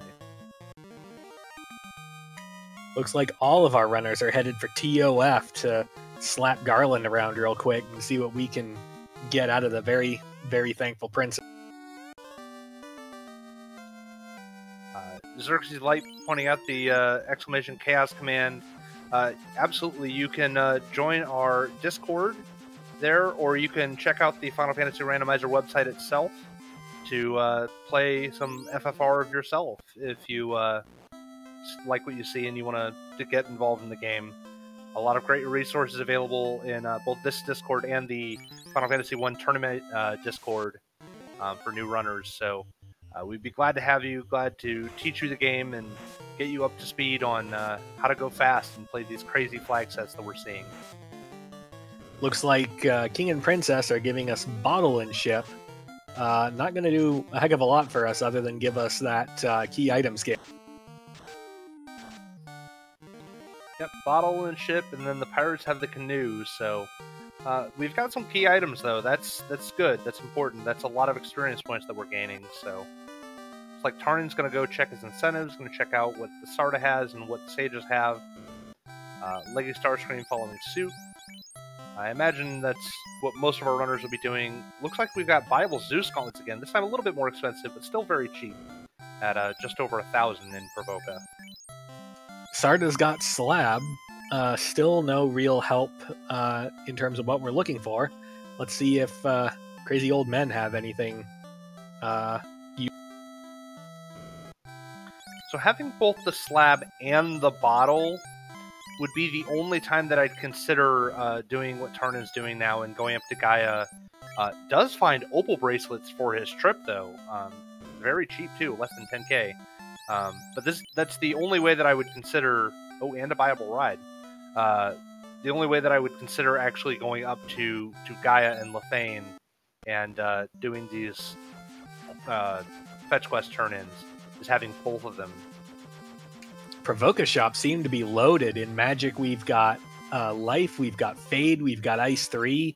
The weapon shop, I spotted Defense and Vorpal. Seems like anything in and armor shop, you've got the Zeus Gauntlet. Anything and everything you want is pretty much in Provoca. It's really nice, too, when you get options like that where all of your shopping is in one stop. Keeps you from having to go places. Again, we see level 6 nuke available to our runners. So again, it's high in the levels. Old Men have the Mazmune though, so that's definitely a welcome sight for that fighter. So we've got an endgame weapon now, and we have access to Fade and Ice 3, which, unless we're going up against Fun Dead again, will do. Where would you head now? Because it seems pretty clear we're looking for a grind tile at this point. What's your first destination? So my preference on grind tile is always to check Earth 1 first. There's 3 different grind tile options. You've got the 2 in the Hall of Giants and the 1 in the Earth trap tile. And that's a lot of trap tiles to be checking quickly. Between the 3 tiles, it's usually pretty likely you'll find at least 1 adequate trap tile. If that doesn't pan out, then I tend to go for Volcano, especially if you have a fighter, to be able to check all of the chests in the Volcano Armory if you need some gear. You can check the Fire Trap Tile and the Grey Worm Trap Tile for another 2 quick chests. Another 2 quick spike tiles. Mage Fighter tile again in Earth 1.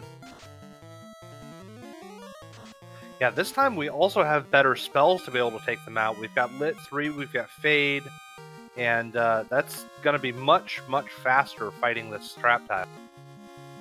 Cheesinator busting in the back door to Titan's Cave, and looks like all he's going to get out of it is a little bit of lunch money.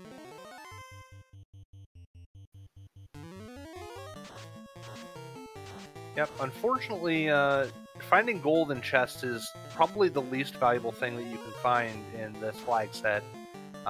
Most of your money is going to come from grinding just because of the absurd amount of scaling on the EXP and gold that you're getting from enemies. So finding gold in the treasure chest really doesn't add that much to your party.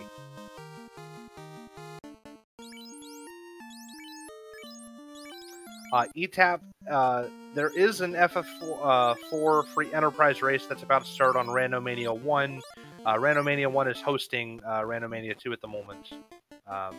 So that will be coming up shortly at 9 p.m. Eastern. Trap tiles on Earth B1. The Earth tile seems to be arachnids, nothing to value there. And the second tile in the Hall of Giants, I believe, is Argoyle.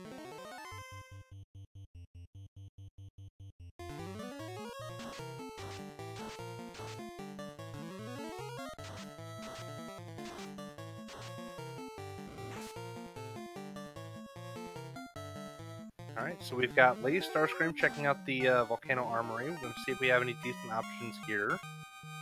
Find some Sorcerer is not a great option. You can take the fight while you're here for some quick XP, though. Absolutely. Looks like that's the 1 to 3, 1 to 5 sorcerers. It's fine. It'll get you over level 10, and then you can take something bigger than that later. One Fine Day in chat asking if we've seen ribbons yet. I don't think we saw buyable ribbons just yet. Lady does find a Vorpal. We do already have the Mazmune. You could potentially give the Vorpal to the Knight and the Mazmune to the Red Mage, but I just really prefer having that Mazmune on a... Also finds a white shirt in the chest. That's going to come in handy if we need mitigation.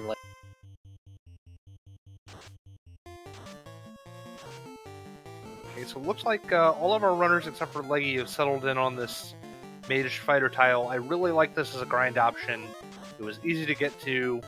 It's not going to take up a whole lot of time to get through that fight. It's good experience points. Really like that option.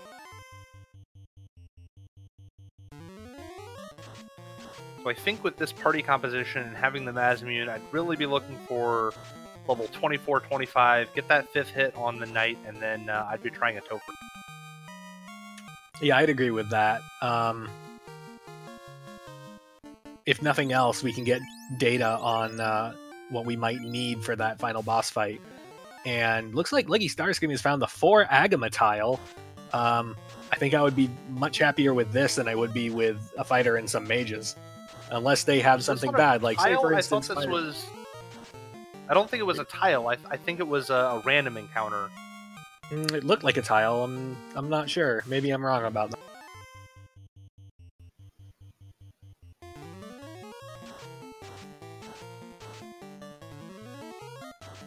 Yeah, like you said, though, with having a strong AoE, unfortunately those Agamas are not likely to be on the table unless our runners find ribbons viable somewhere. But does quickly find the mage fighters, so gonna settle in on that. So we're gonna be here until we're about mid-20s.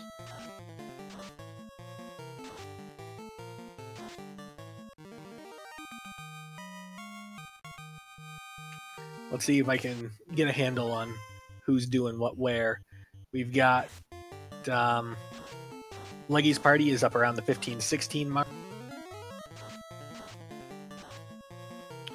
This is interesting. It looks like Wappy is letting his mages die off and maybe thinking about going to 35 on that fighter in order to get the 6th hit from the Mazmune. Wappy's around 28-29. Cheesenator was around, I believe, 23-24. Tarnin's around 23-24. Seems to be a close grouping in the people who committed early to the fighter mage grind. Yeah, absolutely. This is one of those fights where it might not be the first thing that you think of as being a good trap tile, but it's very, very, very good.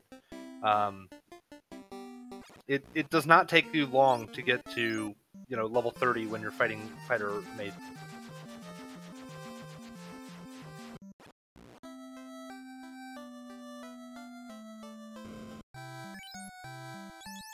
Tarnin's headed out to buy some black magic, or some magic somewhere. Although this might be his first trip to Elfland, so he might just be scavenging for spells now that he's getting ready for a Topher. Yeah, Heal 3 is actually a pretty good spell in this case. It takes a lot of time to use those heal potions in Topher, so I really like having Heal 3 or Cure 4 as options available in order to save a lot of time when you're healing. Ice armor and an iron hat. I'd say yes to that if I didn't have anything. Yeah, one fine day pointing out that Wappy's going to be disappointed if he visits Gaia and sees the opal bracelets. I don't think Wappy's going to go to Gaia. I think Wappy is just about to enter Topher. This is about time. Absolutely. I'm getting the feeling that we're seeing a lot of final preparations being made before we start testing some final boss. Yeah, this is we found a good tile quickly, so this is about the time I really like to be starting to see what Topher is. I try and push it at like 15 to 20 minutes being the maximum before I go into Topher, so I like seeing where our runners are at as far as their levels and doing their quick first attempts at Topher. And right at the 12-minute mark, we've got Tarnan as our first on-screen runner in Topher. Finds an opal bracelet and a light axe. Things could be looking up for him already. Yeah, the opal bracelet's going to be really nice. That's going to give his black mage some armor. Electing to protect that black mage. It's interesting that he's actually choosing the black mage. I know he's probably got nuke. Takes a nasty AoE from Lich, and his mages go down very low, but Lich didn't roll high on hit points this time, so goes down in one round. Got some unfortunately high rolls on that Ice 3. Gonna have to take a minute to heal up, but let's hope that we've got carry in this second theme. And at the 13-minute mark, Wappy has joined Tarnan, electing to go left, and we see carry 2 on his. There's out a Fade, gets a low roll. Swing with the Knight gets really good damage. Carry's probably going to go down in this second round here. Meanwhile, on the right side, second fight seems to be Kraken 2. Tarnan's going all-in aggression, trying to mow through that Kraken before too many slaps start piling. Oh no, gets the Quad X. If his Red Mage can live through this fight, his Red Mage does have life, so wouldn't be the end of the world, but he's going to need some good damage and some luck. And a Fade takes it out. He gets through. He's going to be low on... With Fade sharing a slot with life, he's going to be low on AoE power going into this final boss fight. Be interesting to see what it... Ooh, looks like Tiamat 2 on Wappy's side has nuke, and the Black Mage goes down, and a Stomp comes out and stuns the Knight, so now we're throwing Lit 3s, just praying that we're getting through. We've got the double dragon boss fight. Oh, a double dragon boss fight, and Tiamat has back-to-back nukes. This could be a dangerous fight.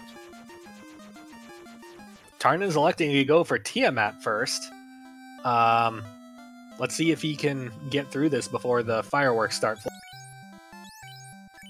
First nuke comes out. Down goes the Black Mage. Carry has nuke. 2 nukes in one round, and down goes Tarnan. Oh, this is going to be a bad day. So right off the back of our runners having the Fun Dead and having a nasty Fun Dead doing a ton of damage, they have to deal with a triple nuke final boss. Oh, our runners are going to have words with us today. One Fine Day pointing out in chat that Tiamat 2 has the 3rd nuke, and if I recall correctly, it's the next spell in the list.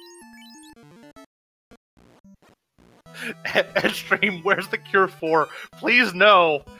Spell Zap, I am sorry. This is my fault. This is what I refer to as a Shadow Walker special. It's special, alright. Master Ribbon, this is the kind of thing I watch FF1R for. Well, we're happy to oblige you tonight. So, as resident Chaos Rush expert, let me put this question to you. You've just wandered into a final boss fight with Carry 2 and Tiamat 2, and you ate 2 nukes on the same turn. What do you... Yeah, 2 nukes on the same turn, and that Tiamat was not taking a whole lot of damage. It's time to grind more. I hate to say that, but it's time to grind more. If I am Tarnan and I've seen, the 2 nukes in one round, the high absorb on Tiamat 2, I'm looking to go at least to 35 to get that 6th hit. So the tile that everyone has been settling so far has been the Fighter Mage tile. Do we consider hunting for like a top 10 tile to sit on, or do we just go to what we know? Well, it looks like you were right. It was actually the fire tile that has the 2 to 4 Agama fights. So Tarnin's going to get cozy, and we're going to get some Agama fact. Absolutely. Going into these fights at 26, 27, that Fire 2 gets a lot less scary. They also have a skill list, and that skill list starts with Squint. But again, 26, 27, we're only minorly concerned about having to deal with Squint. So Wappy is now seeing for the first time the double dragons, and gets a big punch on the red mage, and he goes down in one hit from Carrie's 450 damage. This is not the fight that he wants to be taking, but he's going to try it. He's throwing out another temper. Down goes the black mage. 378. Oh, a big hit from Carrie, and too little too late, unfortunately. Boy, so this is interesting. Do you focus on trying to get rid of Carrie first, given that she can punch your characters for 500 damage, or do you focus on trying to get Tiamat down first, since Tiamat has back-to-back nukes? So, we have to figure out which threat we can get rid of the soonest, because if we let both of them continue to exist, we're going to eat a double nuke at some point. So, at that point, we're looking at base hit points, and Carry 2 is the easier kill. We just need to throw everything we've got at downing Carry 2 ASAP. And then we hope that Tiamat 2 enjoys melee long enough to kill them. Alternatively, we do exactly what Tarnin's doing, and we go grind until we hit, mid-30s, low 40s. Yeah, I agree on both points. I agree on the grinding. I really think 35 is the level here. Get that 6th hit with the Mazmune for the Knight, or Fighter in this case, since we don't have the tail. And focus on trying to be able to kill Carry round 1. And then it's just a matter of getting through Tiamat. Absolutely. Not only are we grinding levels just so we can have more power in the weapon swings that we've got, but we also, I think we want to plan for that worst case scenario where we just face tank that nuke damage and hope that the Knight and maybe the Red Mage survive. Yeah, having those extra levels makes a big difference. I was actually playing a seed with a couple runners last night, and we had a Warmech and Friends in which there was nuke and nuclear on the Warmechs, and it took me grinding to level 42 to get the HP and magic defense to survive in order to not die to those AoE spells. So that extra MDef, that extra HP, that really makes a big difference. Leggy Starscream up to the plate at what I believe is her first shot at Double Dragons. Let's wait for the surprise. Yes, Carry 2 down. Carry 2's down. This could be an okay fight, but we've got 2 dangerously low hit point party members there. Didn't quite see that damage out of the swing, but there comes the nuke, and the fighter does not survive. Leggy nopes out immediately and says, I need some more experience points. Absolutely. I know Tarnin's gained a couple more levels in his back. With how quickly Carry 2 went down and you still died to nuke, that's a huge indication that we need to prepare. We need to prepare a lot. Yeah, this is another one of those fights that is not nice. So, we will see how our runners progress. We're still at the 21-minute mark, so believe it or not, we could still see a finish faster than the last seed had a finish. Tarnin seems to think he's got this. I'll be interested to watch what he can do with this part. Well, he's got Tiamat 2 down, so now it's just the final boss, so looks to be level 29 on everybody. This is doable. 29 for the triple nuke. I'd call this ambitious, but if we can like you said before, if we can 1 or 2 round that Carry 2, he might have a shot at this. Yeah, I mean, unfortunately he doesn't have fast, but he does have temper. 5 hits for 500 and sorry, that was 700 damage, and a Fade is not quite enough to take out Carrie. So a bit more HP than we would like, but Carrie is likely to go down this next round. So throwing out another Temper. Tiamat is showing us the skills, not spells. A couple of Tempers later, that Black Wizard's done his job. Kill 3 is coming out from the Red Wizard, trying to keep the HP on that fighter as high as possible. And throwing out more Tempers. 3 hits for 252 damage. Another Temper comes out. Cheesenator, meanwhile, is also now on the Double Dragon fight. Tap swings, 4 hits for 350. Temper comes out. Just in case Tiamat 2 wasn't hard enough, also got Nuclear. And then right as Tarnin's wiping, off stream, Asher Wells has finished first place, 22 minutes, 56 seconds. So GG, Asher is on fire tonight. Fantastic Second place time. and a first place finish.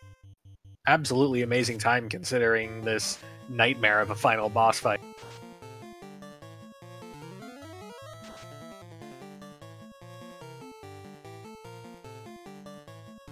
Tarnin's going to keep pressing into Topher to try and get through that final boss fight. Cheesenator is back up to the plate.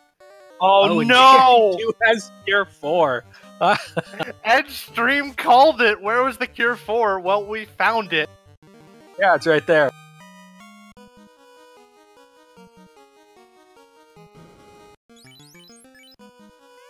Oh, and Bane, too. So, this is a fight that you absolutely have to kill Carrie as fast as possible. Because if you give her time to get those spells off, she's going to run away. Absolutely. We don't have time for defense. We don't have time for white shirts. We barely have time for faster temper. It's about all nuke, all fade, all swing. Got to get through these in fights as fast as possible. Alright, so we got Wappy back on the Double Dragons. Leggy is taking out Kraken 2 as we speak. 6 hits for 800 damage. That knight is doing, or fighter rather, is doing some really good damage now. We're down to just mono a mono, so it's whole day and pray at this point. And unfortunately, it did not get any tempers off, so swing for low damage. Just gonna have to hope that we can swing through Tiamat's HP before that other nuke comes out. Nuke comes out, Blizzard comes out. 393. Oh, and the stop lands. That's not good. And that'll do it for this run. Tiamat says, I'm not done with my bag of tricks yet.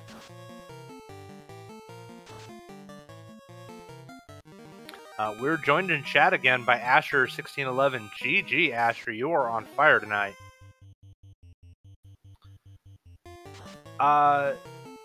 Magius asking about the Chaos Rush tournament. This is a full tournament. This is not the full tournament in one night. We are doing the participation week, or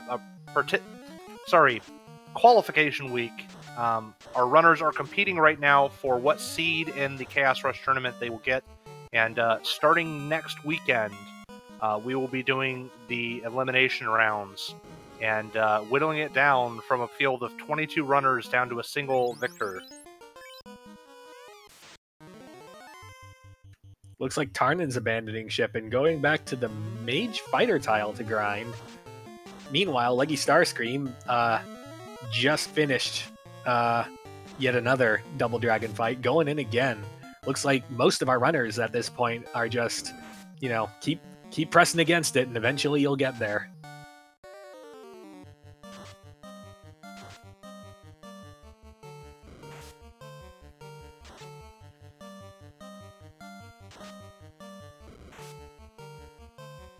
Yeah, I mean, at this point, you know the seed is rough. You know the final boss is not nice. So shore up your defenses and ensure that you can get through it. Sometimes it's better to go away and grind, as we see Tarnin doing, rather than trying to slam your face into a wall. So, like I said, I'd be getting to about level 35 on my Light Warriors, getting that 6 hit on the Mazda and hoping that's enough. And just like that, Wappy has... Oh, sorry, killed Lich too. I saw something go down. I thought it was Victory.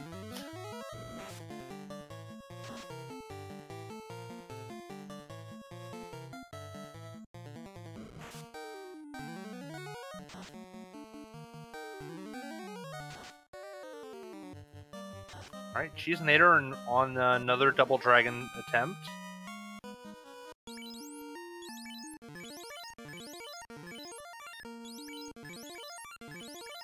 Going for heal pots. I mean, sometimes 30 hit points is all you need. Going for defense. I'm not convinced of that strategy. We're looking to dodge. We're looking to dodge nuke. It's melee is not really a thing we're terribly concerned. And just as I say that, the nuke comes out. Down goes Cheesenator, but back in for another swing. Asher pointing that Tiamat has you on a clock, double nuke in the chamber. Carry 2 also has you on a clock, as Carry 2 has the other nuke and Cure 4 after the nuke. So you are on a tight timer for this fight.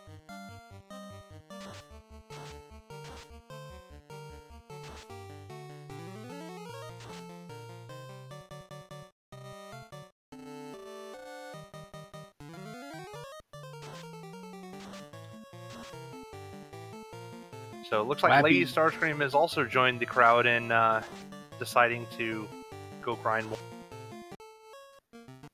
Wappy just fought through the double nukes, but then eats the Quad X.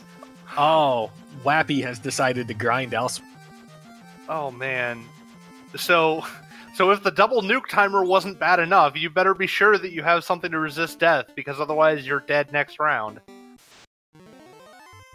The unfortunate problem with randomizing shops is that we're no longer guaranteed to find pro rings, so Quad X becomes a threat again.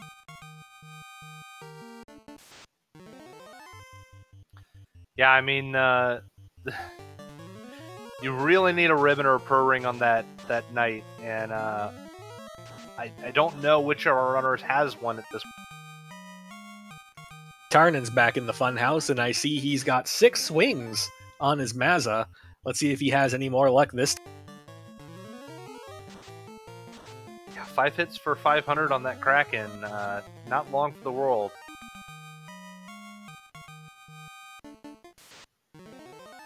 That Kraken has some HP, though. Unfortunately, big hit on the Red Wizard. That's very unfortunate. This is not looking good, as we're now down to a solo fighter. Hope for RNG is, I guess, the plan here, which is not the most unreasonable thing I've heard. Yeah, I mean, you're gonna need a little bit of luck on this fight anyway, so man, that Carry 2 has more HP than seems reasonable. Absolutely no. I think the plan here is, now that we've got a 6-hit Mazza, we slam into Carry 2 round 1, and then we just Quad X her, and then leave the Mazza to do the heavy lifting on Tiamat 2 after that. We've got Quad X, and we need to utilize every tool we've got at our disposal to get through these fights. We have a second place finisher. Len the Cat, that we saw the first round, has finished at 30 minutes and 44 seconds.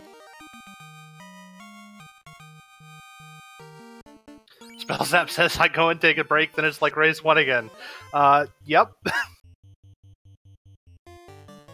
Unfortunately, that's what happens when the alternate final boss has 3 nukes, a nuclear, a Quad X, a Bane, and a Cure 4 in the chamber.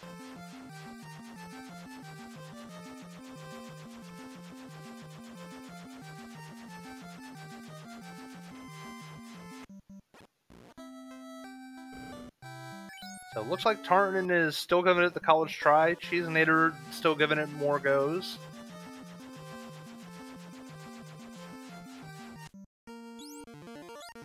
I think at this point, if I were headed into Topher, knowing what I know about that final boss fight, if I had lost my life caster prior to that final fight, I think I would just be reset. Yeah, I mean, you you have to have the life caster for the final fight. That you have to have all of your party members alive because you need as many tempers or fades or something off. Looks like Leggy is going with the Invis shirt strats. That could help mitigate some of the damage from carry, but it's still a little bit risky.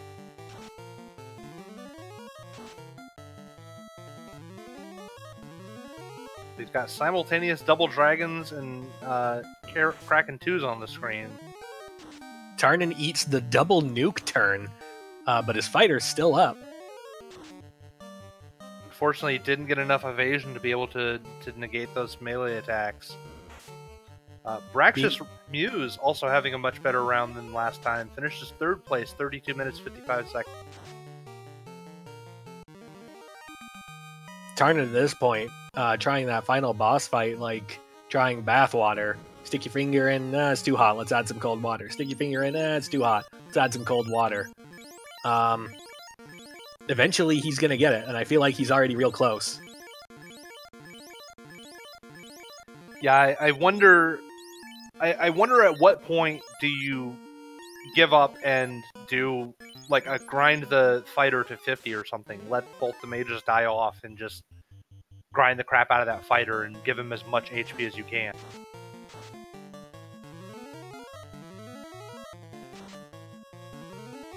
I think an alternative question is, at what point would you just decide enough is enough, let's go for a turn order or buff?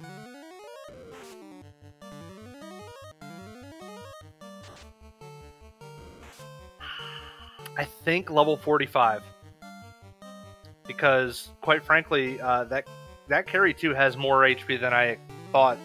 And that's a lot of damage. So I think I would be going for that 7th hit. Give yourself every resource possible. And, you know, if you can kill off the Black Wizard and the Red Wizard, it's not very long to get that fighter to like 45 to 50. And at that point, you're going to save yourself some time as compared to just trying to slam into that wall over and over again.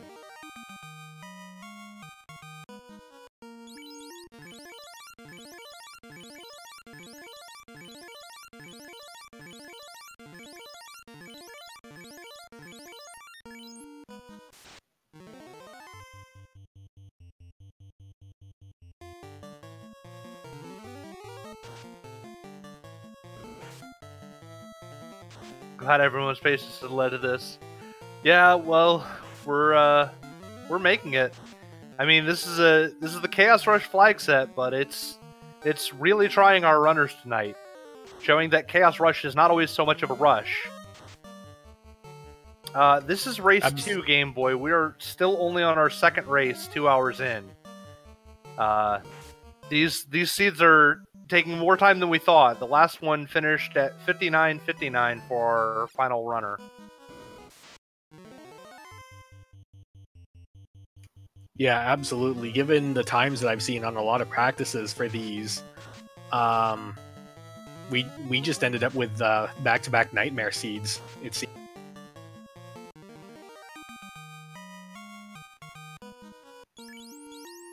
Asher says, I promise these usually go about 20 to 30 minutes. That is the typical experience, is an average time, like Len the Cat's confirming, right around 25 minutes. We got some bad luck on these seeds, and they're taking a lot longer.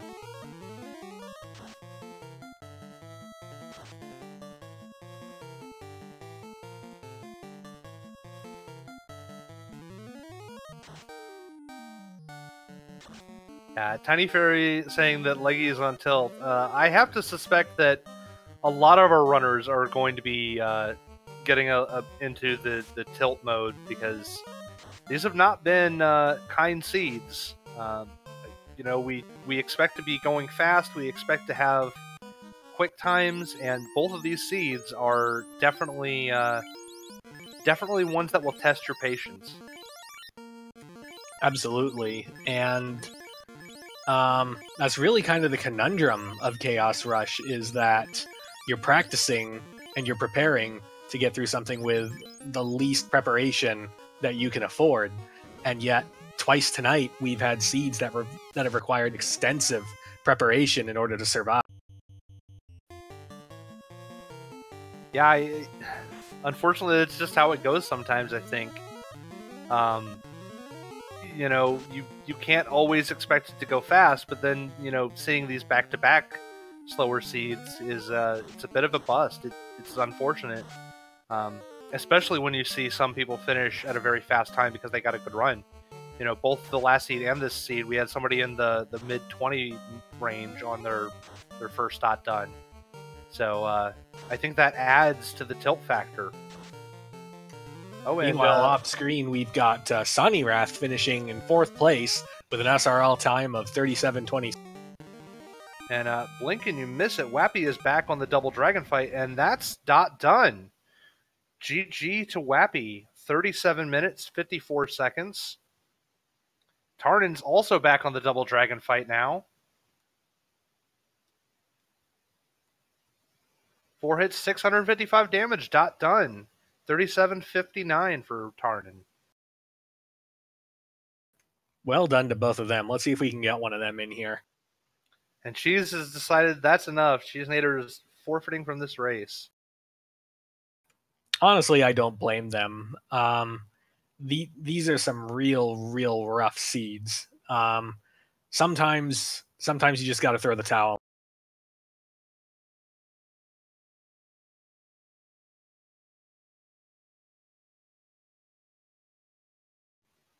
Yeah, we're looking to see if we can get our runners in here for a interview. Question from Braxious Muse in chat: was the fighter mage tile the best found this seed? No. The Agama tile, the 4 Agama tile, under some definitions of best, was the best trap tile in the seed. You had to deal with a spell and skill list, but the XP was off the chart. And we are joined by Wappy, our 5th place finisher. GG, Wappy. Yeah. That was a rough seed. Again. Yeah, that Tiamat 2 was kind of mean. That was... Feels bad going into Topher at 14 minutes and not finishing until 37. 15 minutes, whatever it was. So 2 back-to-back punishing Chaos Rush seeds. How you feeling right I'm all right. I mean, I got really lucky the first one, got really unlucky the second one, so it evens out. That's these seeds. Yeah, these seeds are being the antithesis of the Chaos Rush that this is supposed to be. This is a bit amusing that our Chaos Rush opening night we're struggling through it. Yeah, I really thought I was going to get like a 15-minute time on that, and then that Tiamat 2, that is the worst Tiamat 2 I think I've ever seen. So that was fun. Plus the carry that just like erased people. So going into that fight, you see the carry 2 that swings for Kraken 2 damage. You see the double nuke Tiamat 2. What's your plan at that point to try and correct with what you've brought to the table so far? Levels. That was that was my solution. Wasn't a very good solution. It still took multiple tries. I probably should have went to go get some more healing potions or look for some more white magic. I don't think I checked any white magic shops after the second one.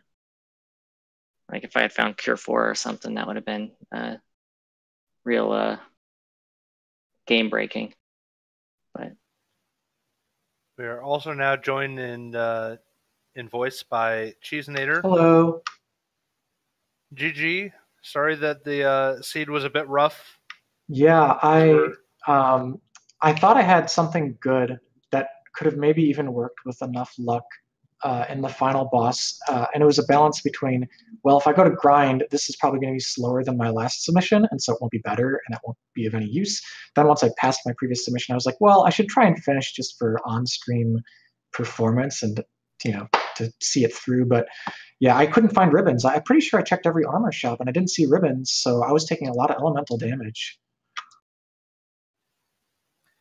Yeah, this was a bit of a rough one, and unfortunately, the ribbons they certainly would have helped against some of the things the final boss was throwing out, but Nuke doesn't care so much about ribbons, and that was the big threat. Yeah, the nuke was huge, but like there were some runs where I could have maybe gotten there if poison smoke didn't do me in, for example. And I was just like, well, some levels again could get me, an extra 150 HP on the fighter and like 70 more on the other two, but that didn't seem like it would make the difference. So I was just trying to get in there with a couple quick tempers, two hit the top enemy before the fight was over, and I never quite got that. Anybody find fast? Because that would have made a huge difference. Oh, I did not find fast. I was asking. I don't recall seeing fast this seed. It was, I'm guessing level 7 or 8. Okay. Tarnin has elected to decline an interview. We are going to stick with Leggy Starscream, and hopefully we can get through. We're back on Tiamat 2, throwing out the Invis shirt, throwing out the temper. But yeah, GG to everyone who participated in this fun one. I honestly did think it was cool to hit go mode so quickly and just be able to grind it up. I'll step out now and let you finish the restream. All right, have a good break. Hope to see you in the third race. Absolutely. All right, good luck.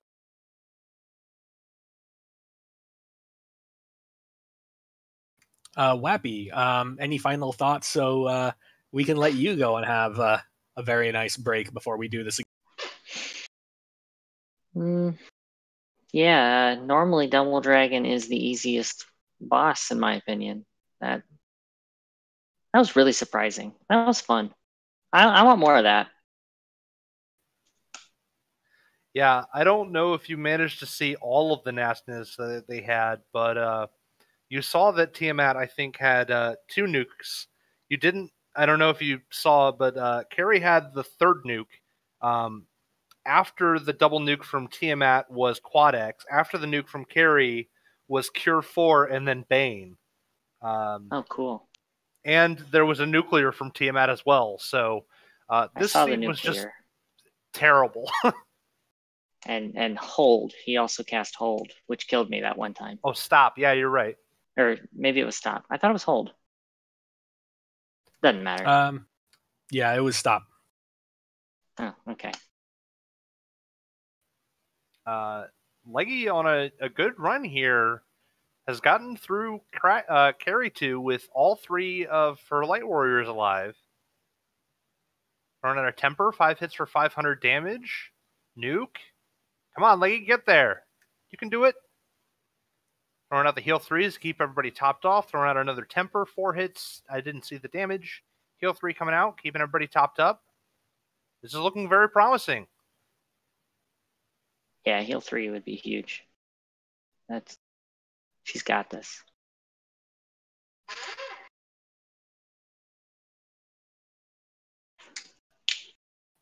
One big swing for 758 takes out Tiamat 2. Leggy Starscream finishing in 7th place with an official SRL time of 45:58. GG.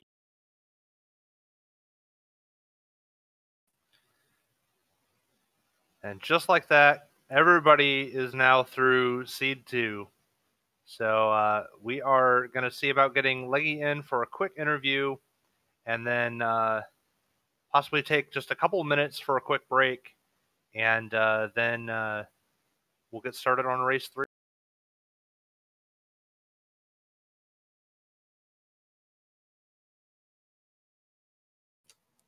So we're going into race 3, Shadow Walker.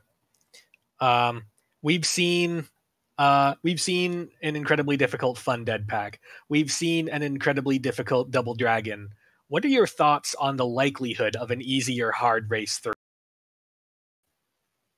I mean, I feel like after everything we've seen, there has to be a nicer fight in there for us somewhere. So hopefully, the merciful seed gods will be a little bit kinder to us, and we will see something that is a little bit more fun for our runners. Leggy has opted to also decline an interview. Wappy, do you have any final thoughts before we let you go for a break and get set up?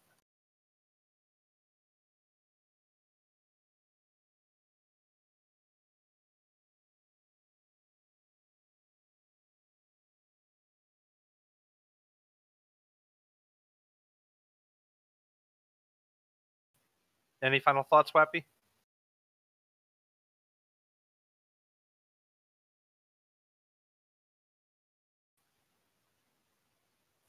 Well, it seems like Wappy has already stepped away early to begin preparation for that third race. Stick around. We've got one more lovely Chaos Rush seed coming up, and which one of us is going to roll it this time? Which of us is going to ruin everyone's night? Me or I think we need to. I think we need to let Tyrannex roll a seed. I think our runners are probably going to kill both of us. I mean, that's likely.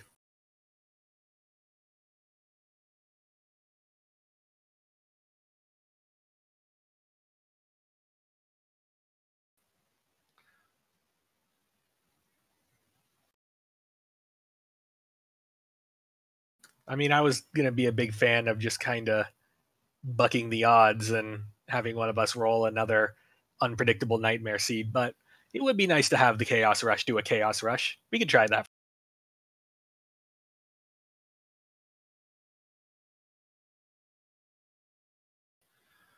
All right, so we're going to give our runners a couple of quick minutes to get set up. I don't know about you, Fizzle Beef, but I know I could use a break. Do you want to take a quick break, and then I can take a quick break when you're back? Oh, I'm good to go. I got most of a Panera cup full of water. I'm out of food, but that's okay because I don't need to eat anyway. Everything's great. I'm ready for some more hot Final Fantasy randomizer action here on Randomania 2. All right, well, I'm going to step away for a quick restroom break. I will try and be back as fast as possible. So we've already got some votes, some recommendations out of chat, things that they want to see coming into the final race. We've got the Unforgiven Rage hoping for 8 Garlands and a Chaos, but the Garlands have Nuke. We've got Falconic hoping for the ever popular Warmech Badmen. Honestly, at this point, I'm kind of leaning in the Chaos and Garlands direction, and hope that we just get your average insufferable Chaos with a bunch of foot soldiers you have to worry about downing turn 1.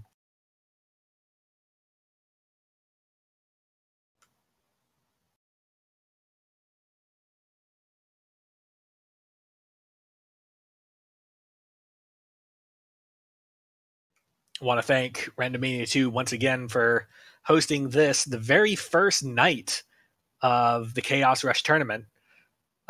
We are running the opening qualifiers today. 3 races over the course of the night. There's going to be some more races going on over the course of the weekend. Try and get ourselves a tournament together and run some Chaos Rush, one of the more underserved flags that we have in the Final Fantasy 1 randomizer. No key items, no mucking around with lighting orbs, no nothing. You just go find Chaos when you think you're ready to take them down. That's right. Throughout the next couple of days, we're going to have more qualifying rounds.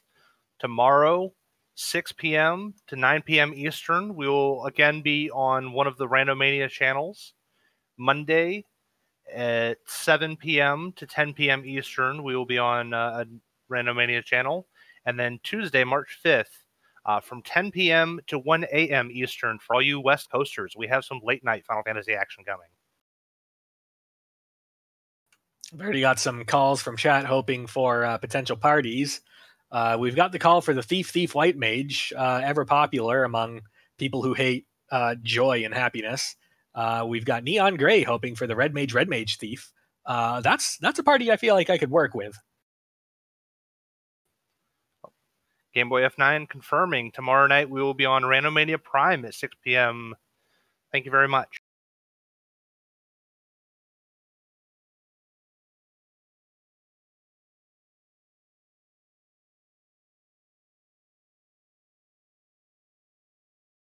So as we're getting our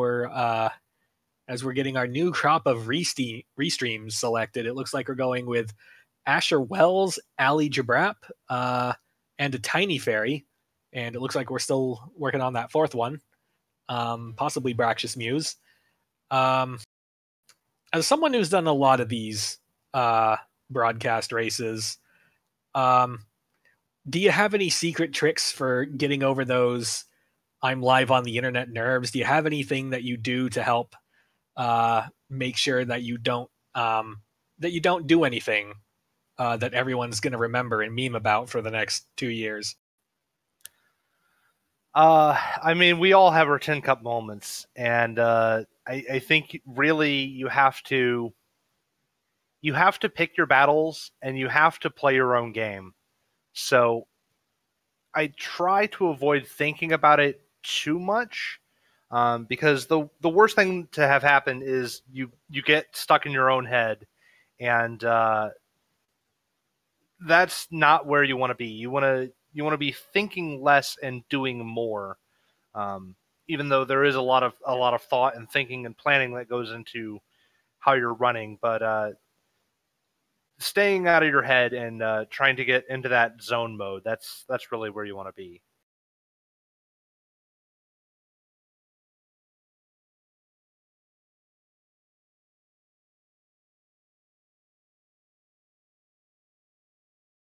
Suggestion from Neon Gray in chat: try to imagine the audience naked. It's real easy to do. None of these usernames are wearing clothes.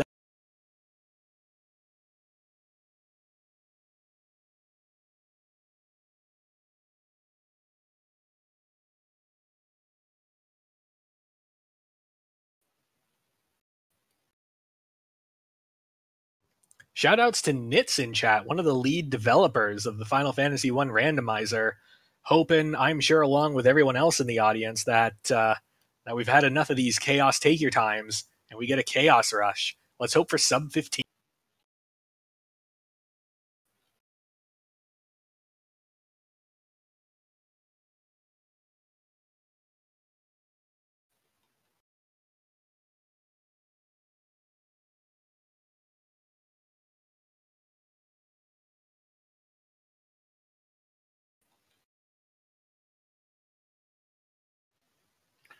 Our runners correctly pointing out that they needed a seed rolled, and so we got them a seed. So we're going on getting set up.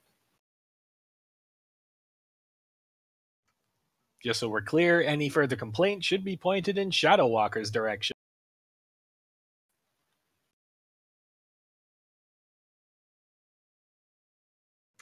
Probably only because I didn't see the request for it first. Otherwise, I would have done.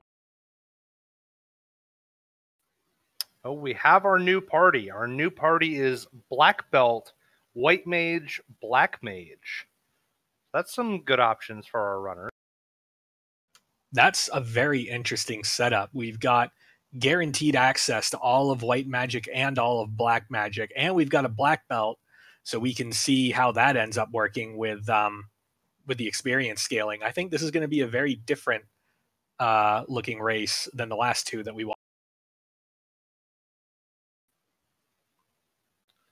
So it looks like this time around it's Asher Wells, Ali Jabrap, a Tiny Fairy, and Leggy Starscream for our restream runners.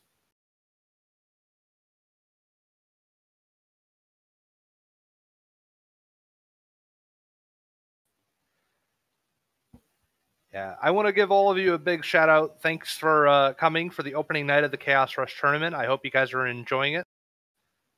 Definitely feel free to drop by the Final Fantasy Randomizer Community Center Discord.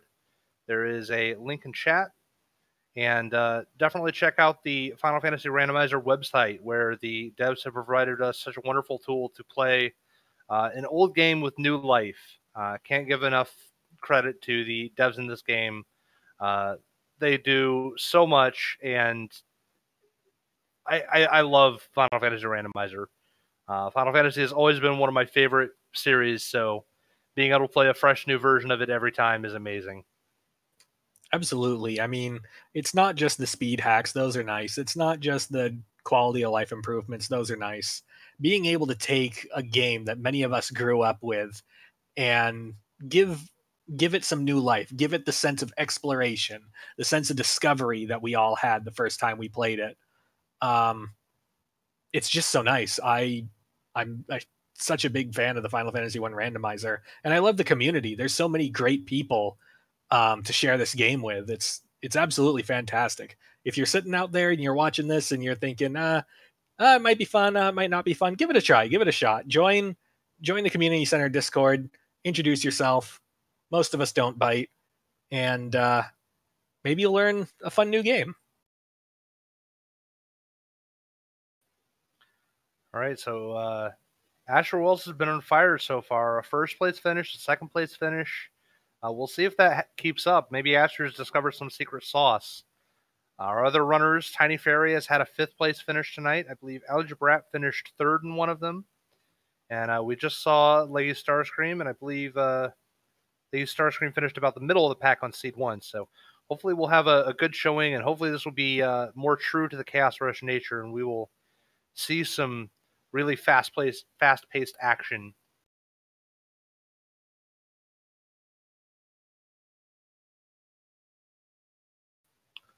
So I think one nice thing is that having the black belt kind of tells us right off the bat, you're probably going to want to go to level 32. That's probably going to be the level to really get to and then shoot for Topher at. So it's going to be a matter of figuring out how to get that black mage or that black belt, that experience points, and we'll see what strategies our runners run with. Having a white mage and a black mage to go with that black belt is a very interesting combination. So there's a lot of potential there. Given the two previous races that we've had so far, we've got our black belt. Given the potential to find a good grind tile, and given the off the charts experience scaling we've got, 32 or 42? So yeah, that's a really good question. So do you bank on a third hard seed in a row tripping up other runners and go straight to 42? And if you're right, you are kind of in the driver's seat at that point. Or do you kind of expect that after two hard seeds, we're not going to see the same kind of craziness, and we're going to see something a bit easier and go to 32? I think both have both have merits, and I think it really depends a lot on what spells are available. We've got Harm 4 available, so if we've got Fun Dead on the table, level 1 Harm 4 is going to help a lot. And Fire 3 as well, so some good low-level magic for dealing with undead. Fire 3 is nice, but I'm looking at that Quad X as a good solution for taking out, for minimizing the number of rounds to take out fiends on the way. Or if we get Double Dragon again, Quad X is nice for taking out both of the dragons. Yep, it definitely can be. So we'll see what that does for our runners. Looks like Algebrap is off towards Provoca to go fight the pirates. And our other runners are finishing up Corneria shopping. Looks like Lady Starscream's going to head towards Garland. Tiny Fairy is going to go check out Sarda and the Sages first, it looks like. Meanwhile, Algebrap checking out level 2 magic. White magic didn't have anything worth writing home about. But black magic, we've got lit 3, which is fine. Brack didn't get a lot of use in the last run. Was pointed out in chat that Brack is not likely to be as good because where Brack really shines is against Tiamat 1 and Kraken 1, and we just kind of bypass them in Chaos Rush mode. But that Lightning 3 is likely to do some heavy lifting, so I'm sure they're happy to see that. Yeah, having Lit 3 and Fire 3 is a very good spread for damage types. There's not a lot that is going to resist both Fire and Lightning. So a large portion of the fights that we could see that we'd want to grind on, we will have access to. Pirates have the Mazmune today, and Asher Wells picks up a free adamant in the Matoya's Cave chests. So free 20% experience points and gold for him. While the good news is that fetch quests are not shuffled, the bad news is that this time around we don't have anyone that can use the Excalibur. Maybe it's good to sell for lunch money. Who?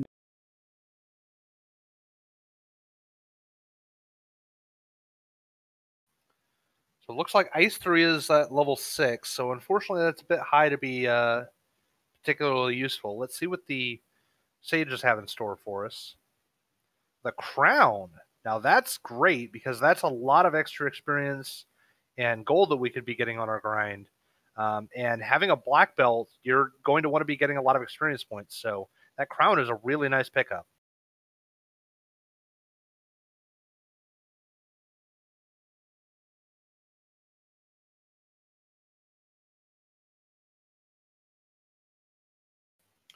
Okay, so a little bit of overlap as our runners are running around doing what each other has covered so far. We've got Asher Wells and Tiny Fairy now doing the Pirates. We've got Elijah Brapp and Lady Starscream checking out the shops in Crescent Lake. We've got white shirts for sale in Crescent Lake. White shirts haven't been terribly useful so far, but it's good to know where they are just in case you do end up needing. Mr. Spoke's asking if black belts are functional in this. Absolutely. The amount of experience points that we're going to be getting in these Chaos Rush flag sets, you can get a black belt to level 32 or level 42 very quickly. And that's a lot of experience to be had.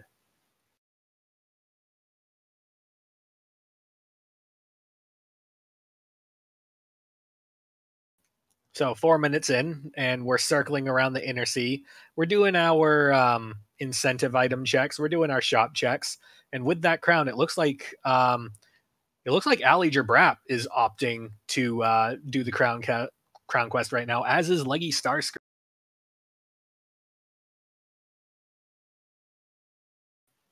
Yeah, the crown turn-in is a really fast way to get a lot of extra experience points. Just by nature of having the 20% bonus for every key item. Getting the crown, getting the crystal, getting the herb, and then you've also got the incentive chest in Corneria that you can check.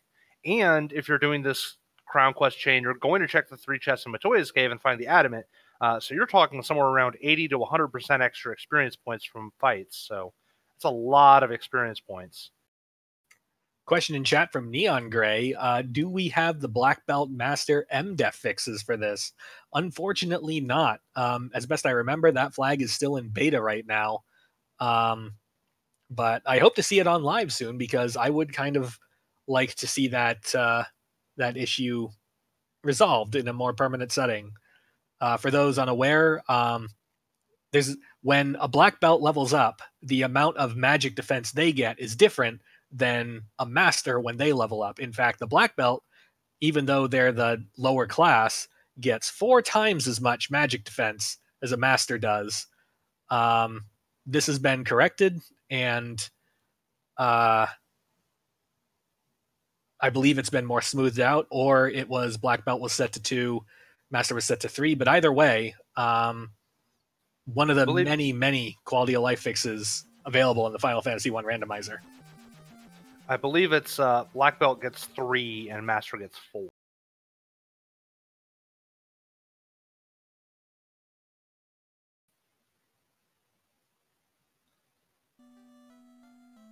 All right, so I think it's about that time. Our runners are checking Elfland, which means that's about the end of the round of checking chests.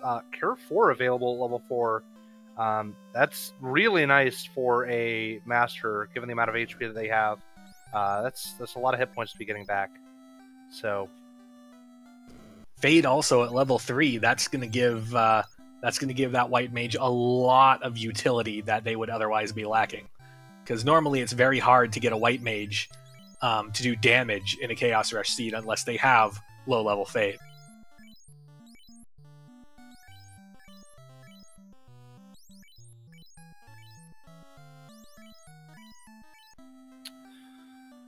All right. So at this point, we really need to find that trap tile. We still got a couple key items to turn in, but I think it's going to be finding that trap tile afterwards.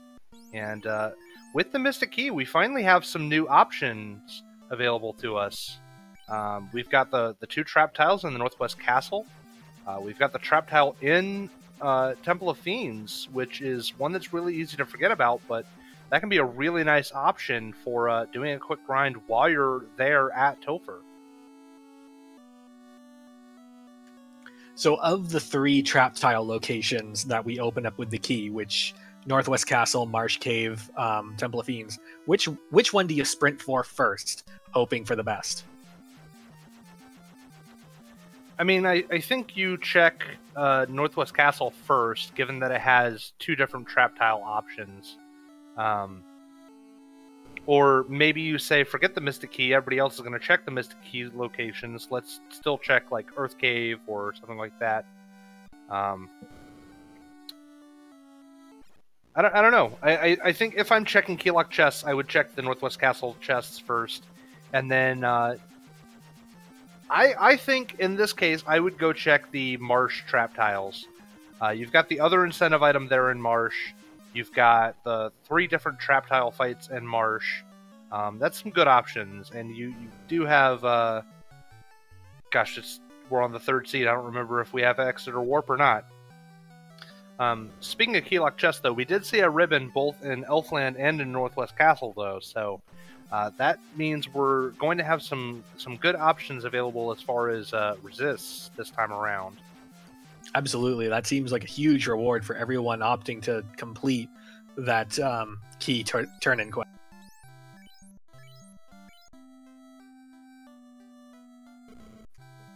We have Exit. Exit's level 5.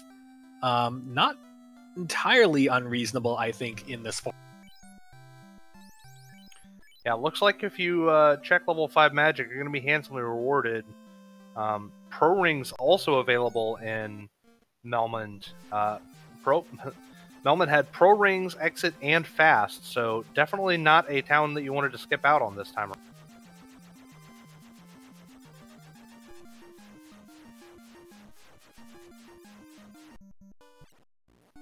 around. Mage is pointing out that there's a lot of chests to check in Topher, and with Exit, that's a good option to check a large number of chests quickly.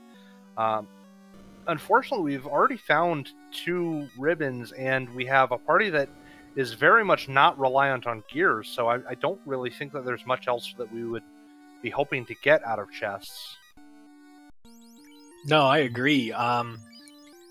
2 ribbons is fantastic. If we can find a 3rd, we're basically golden. What do we even want after this? Opal Bracelet, Power Gauntlet. That's about it. Yeah, I mean, Opal Bracelet's nice. It would definitely be helpful. Speaking of the devil, there is Opal Bracelets for $2,900 in what I believe is Elfland, up on a Tiny Fairy screen right now. It doesn't get much cheaper than that. That might be the cheapest Opal Bracelet I've ever seen, in fact.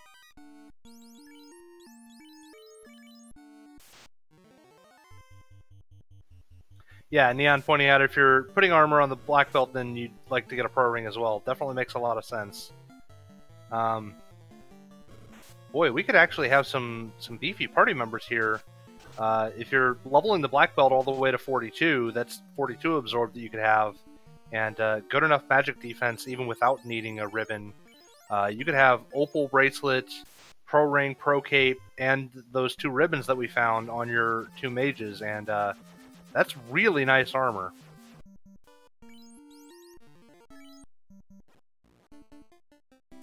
Asherwell's on their way to Earth B1. Let's see what trap tiles we have on offer now. And it's oozes. Not something you see very often, but also something you kind of don't want to see. They're generally not worth it. With the other one being the Nightmare Evil Man encounter. That's a tricky one. Yeah, Nightmare Evilman, it's more EXP than you would think. It's not one that you typically see, and not one that you would necessarily think of as being an ideal, but it does have the potential. If they roll decent on HP and don't have anything nasty, it's not a particularly dangerous fight. That could be a lot of experience quickly.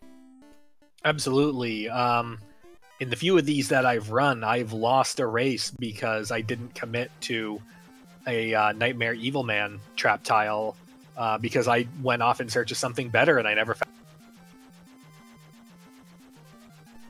Yeah, I think a trap tile that we didn't really talk about that we saw was the Gurnaga Airs were showing up at Northwest Castle, and I think that's what I would be looking to grind in this particular flags.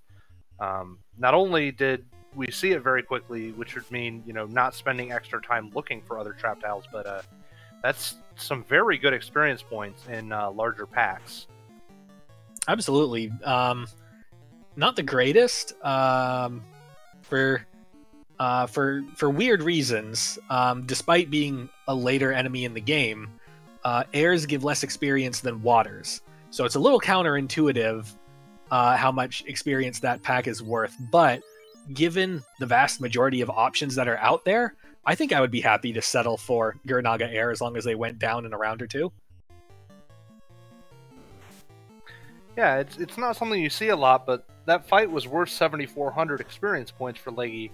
And given that in Chaos Rush, you know that most of the time the seed's going to be completed very quickly, you don't necessarily want to take the time to continue looking. Thank you, Random Mania, coming in with the raid for the party of 24. We are in the third race of the night for the Chaos Rush opening night for qualification rounds. We have had 2 grueling seeds so far, and so now we're hoping this last seed is a palate cleanser to end the night on a high note. So we will see. Shoutouts to Magus in chat saying that we always have to love the Tyro trap tile. Very wise man in chat for recognizing that there's always room for. There is, in fact, always room for seconds. Looks like Asher Wells is pretty happy on the Sandworm tile. Tiny Fairy settling in nicely on these Airs and Gurnagas. We'll see and compare what the difference is in their times as far as when they're looking at Topher. Because the Sandworms are probably a more consistent experienced fight, but Tiny Fairy did get here a little bit faster. So we'll see what that difference plays. A quick update on levels. Asher Wells seems to be around the 23-24 mark. A Tiny Fairy is around the 14-15 mark. Ali Jabrap just crossing the 18 mark. And Leggy Starscream up around the 23-24.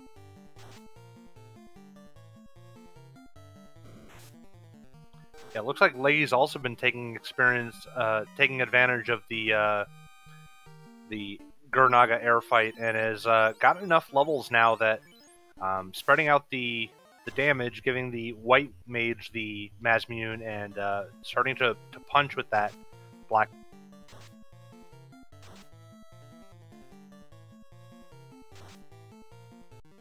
No, absolutely. We've got runners taking very different paths. We've got what seemed like 2 people on the Sandworm trap tile, Leggy on Gurnaga Air, and a Tiny Fairy has left, possibly looking to restock on supplies before returning, or possibly deciding that they want to look for something else. Ali Jabrap has found a 3rd ribbon in the Volcano Armory, and also don't blink. That is Bicky you see running around on Ali Jabrap's screen. Oh, double fighters! New grind tile. This is where I'm at. This is my life now. But a little Easter egg is that if you have a null character up front, your overworld sprite will be Bicky running around. So that is not a glitch. That is actually Bicky's sprite. given how chunky the airs are, I think I agree with you. The double fighter trap tile is definitely where it's at.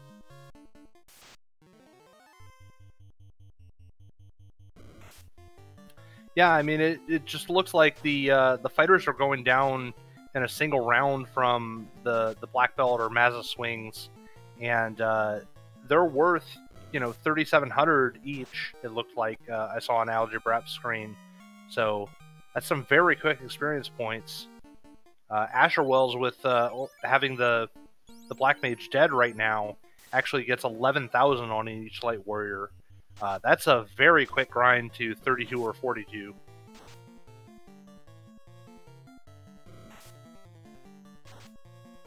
Oh, but it seems like the fighters do have a skill list, because I believe I saw a glare pop up on Asher Wells' screen.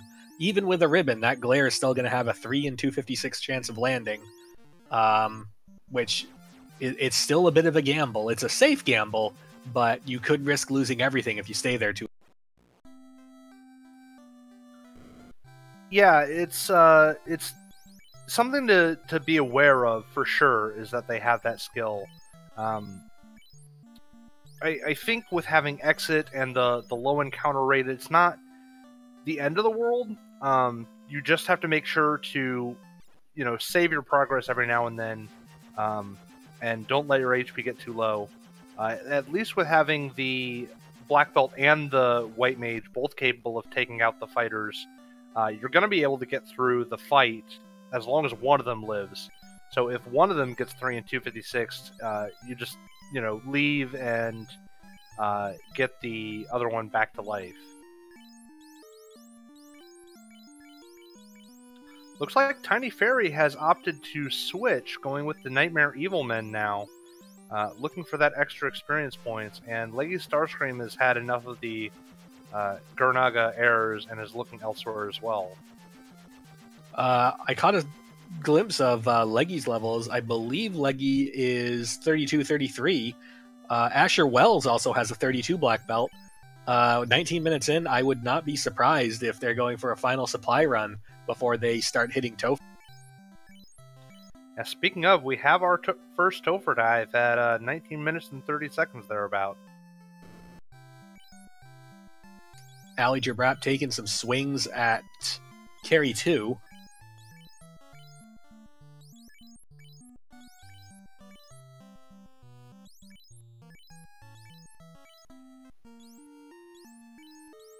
Was that black belt still swinging a Mazmune? I'm not sure. I don't believe so. No, that black belt's still swinging a Mazmune. Black belt with a Mazmune. Because I believe Aliger Brap is under-leveled for this, just sticking with black belt Mazza and hoping that just the melee swings get there rather than grinding all the way to 32 or 42. Trying to go for that speed advantage, hoping for the paper toe.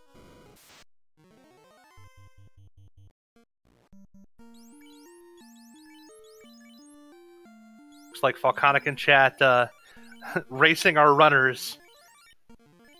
So GG on your finish. But nobody from the tournament has finished just yet, so this is still anybody's race at this point. We're gonna explore the Tiamat 2 fight real quick. Looks like Asher Wells is following in Ali Jabrap's path, going for the carry 2 Tiamat 2 route. But 16 hits, I believe that was 844 damage. Asher Wells is going to be through this a lot faster.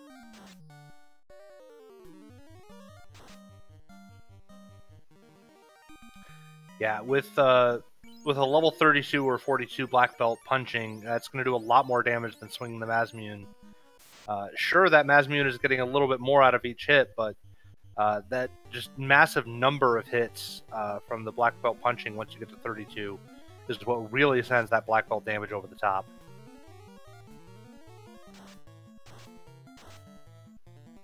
Takes a Blaze from Tiamat 2 and loses the black mage. The white mage and black belt are still kicking, so still has a chance to get through this fight. 5 hits for 92 damage is not where you want to be on this Tiamat fight. And Asher Wells resetting out, deciding that just the sheer amount of absorption on Tiamat 2 makes that path not worth it. We're gonna give Kraken 2 and eventually Lich 2 a that was Or we're a lot not. of damage from Kraken. 10 hits Mega Slap to the Black Belt results in an immediate reset, but we're gonna try it again. We're gonna hope that Kraken does something other than slap this time. But he doesn't. That Black Belt didn't do much damage, so I think Asher Wells is going to go to 42. Not happy with the damage he's doing right now. Whoa, and we have our first finish. Off-screen, Tarnin has finished with a time of 22 minutes and 44 seconds. GG, Tarnin.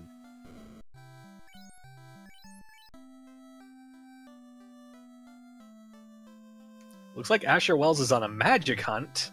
I'm not entirely certain what they're looking for. Oh, but there's ribbons for sale. So if we haven't followed the path to get all of the easy ribbons, then hey, 22 grand.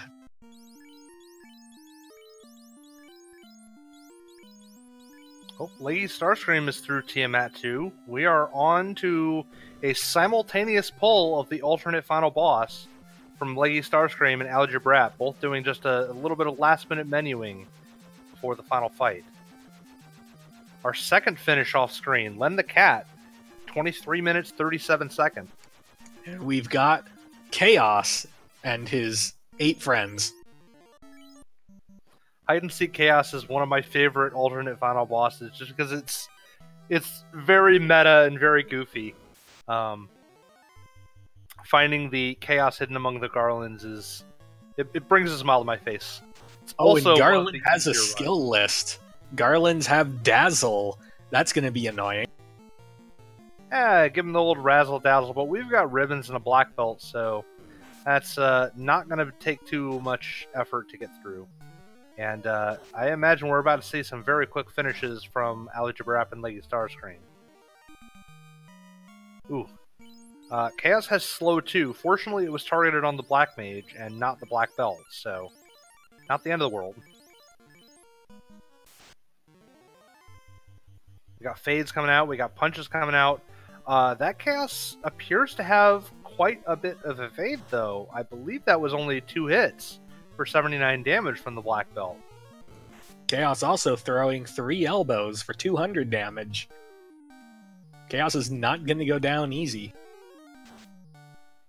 This makes me wonder if any of our runners happen to take. Oh no, this doesn't have the lock fixes where lock auto lands. So this could be interesting.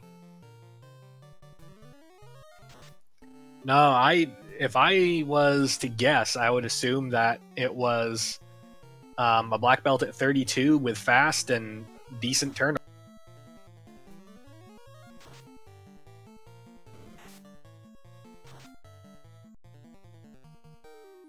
Leggy continuing the battle with black belt and Mazza White Mage. Yeah, we're still in this. 3 hits for 174, 4 hits for 133. We're still in this. 9 and there hits, it is, 9 hits. 4. Down goes Chaos. Leggy Starscream finishing with an official SRL time of 25:44.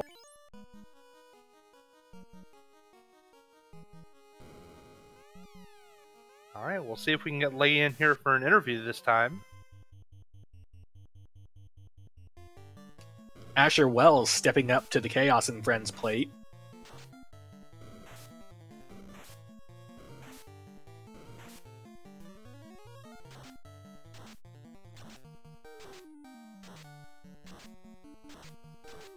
Quick fade's going to take out all the garlands, and so we'll be down to just Chaos. Oh, I lied. One of the garlands is alive still. It's that 50-50 shot. Which one do you go for? Because Chaos could be either.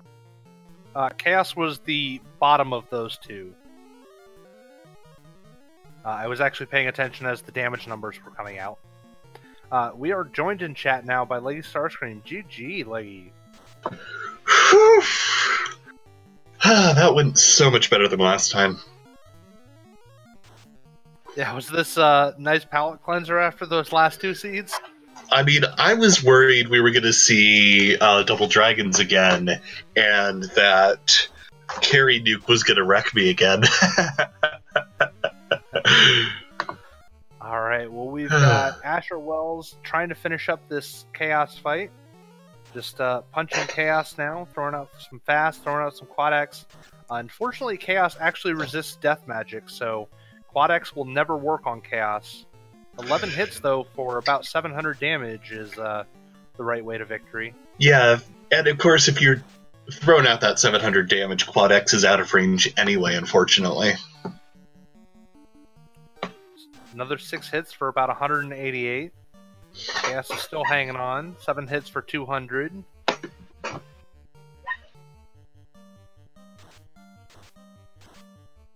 Going for the heal pot strategy to heal that black belt.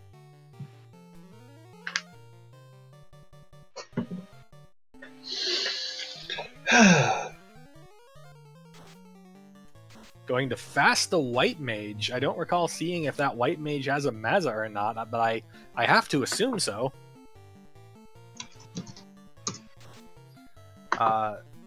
Thank you, Falconic, for the kind words. I'm glad that you're enjoying the tournament. Hopefully this is something that people like. This is something that's very different than tournaments that we've run in the Final Fantasy Randomizer community before, so hopefully this is something people enjoy. Another 10 hits for 671 damage, and Asher Wells finishes in 4th place, 2835. So, Leggy, going into the seed after those 2 disaster seeds, Disaster 1, we have, a fighter party. Disaster 2, we have a fighter party. Coming into the 3rd race, we've got a black belt. What's the first thing you want to change about your strategy going into that? I mean, it's not necessarily as much of a change of strategy as much as it is. I now know that when I see that black belt, I'm grinding that black belt to 32. There is no question in my mind. Whereas with the fighter, I try to be a little cheeky and get away with slightly lower levels, especially if I have the Masa like I did in that 2nd seed. Absolutely. And I guess a good follow-up question is, what gear do you feel like you absolutely have to have? Because as we all know, the fighter, you need weapons, you need armor, you need all that stuff. What's the bare minimum you feel like you can get away with a black belt party? With black belt, obviously, you want ribbons. At the end of the day, you want at least 1 ribbon for your main damage dealer, and ideally a second one for whoever your main support caster is. In this case, I had 2 ribbons, 1 on the black belt, 1 on the white mage. Defense-wise, I really want a gold bracelet or an opal bracelet, but other than that, it's just a matter of going in with levels. With a black belt, it's all about that level game. And as we speak, a tiny fairy is taking another shot at the Chaos boss fight. We've already got the 8 helpers down, and it's just 3v1. It's a quick Cure 4 out to keep the Black Mage alive before the Fire 3 comes out from Chaos. And at this point, we're just banking on that Black Belt. Just going to punch him to death. 6 hits, 274. It's a good start, but we're going to need a lot more, though.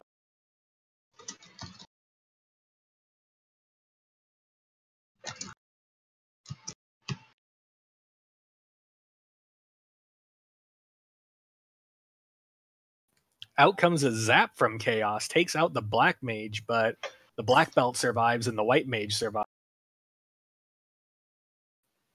We are also joined in chat by Asher. GG Asher, we'll get to you in just a minute. We're going to see this last Chaos fight through.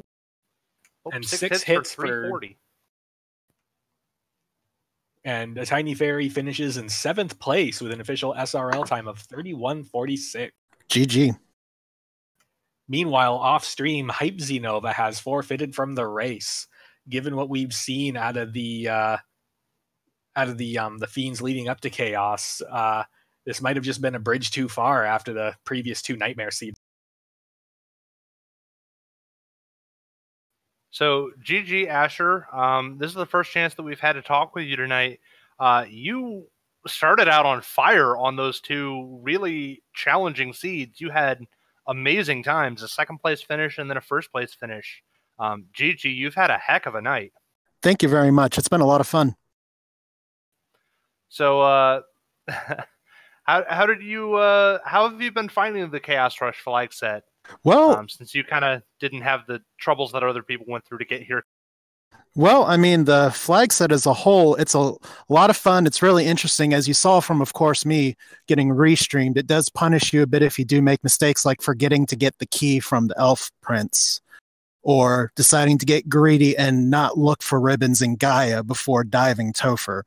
So it lets you really go on kind of the razor's edge of how fast you want to try and push and then work with the resources you have. So that's a lot of fun. It's a very different challenge than a standard randomizer.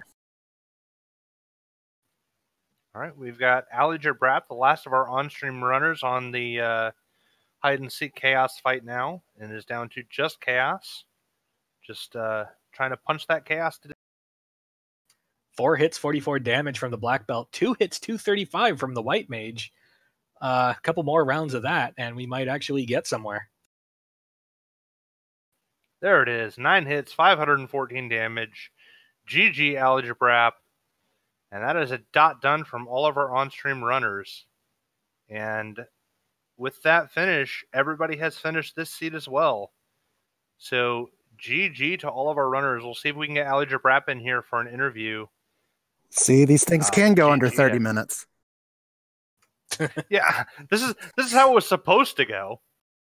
And ironically, I think one thing that I've run into in my practice is that when it's one of the more standard fights, like the Chaos, like this one with the hide-and-seek Chaos, I tend to finish a little behind, but when it's some kind of brutal boss, I don't know what it is, for some reason, I push a little faster. So I think maybe the first 2 seeds were a bit more of my wheelhouse. All right, we are joined now by a Tiny Fairy and Alliger Brap. GG to both of you. Thanks. There's some great gameplay. So we had 2 really rough seeds in the beginning, and then we had a seed that was not nearly as bad as those 2. How was the night for you guys?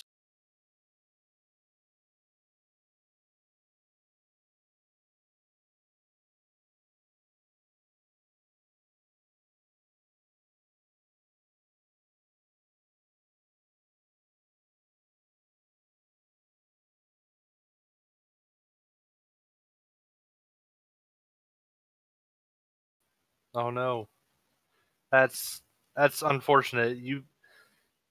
It's important to not lose progress, especially in Chaos Rush, because any time loss can be very costly. How about you, Alliger Brap? How did you fare then? Well, I did the first seed. I thought I played fine. I knew I made a couple of mistakes, but those were mainly because I forgot to check the armor shop. And I think for this seed, I don't think I got lost at times, and also I didn't really like everything that was found. I think I checked like way too many trap ties to like find settle on the double red dragon in Deep Volcano.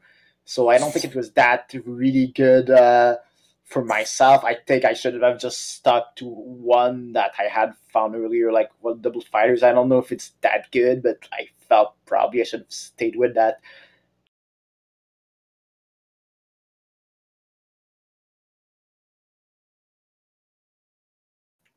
So I've asked this question to several other runners. I'll start with you, a Tiny Fairy. So we have the first disaster seed, and it's a fighter seed. We have the second disaster seed, and it's a fighter seed. Coming into the third seed, we see a black belt. What, if anything, do you change about your strategy going into this? Black belts don't care about chests. You should stop opening chests. That's something that I lost a lot of time on this seed is you don't need money. You'll get money from fights. You should never open any chests. And Ali Jabrab, same question to you. What's the first thing you change going from a fighter seed to a black? Like probably like checking less, like shops, because like you don't really need to look for a weapon, because like I don't think I went to look for a weapon shop. Maybe I did earlier because I was maybe tired, but like for fighter you kind of want, if case you don't find a Master Moon. For black belt doesn't matter, you just like hope that your mages can carry your black belt until it gets to the key level like 32 and such, and after that it's just hope that you can get it. Like with a fighter, you might get like, okay, I want a Sun Sword or I want a Vorpal. Like it would probably carry me home if in case I don't find the Master Moon. But like it's still a good weapon. It's still a good way to see it. I think like fighter and black belts are two different characters, and I feel the fighter's just the strength of it, like just the ability to like take hits. You're less worried about it. Like put the fighter in the top, like a black belt, like, oh, you need really, for example, like I think fought 2 for Kraken too, because I thought it was probably better, safer to do that instead of like a fighter. I would just say, well, just swing, it doesn't matter.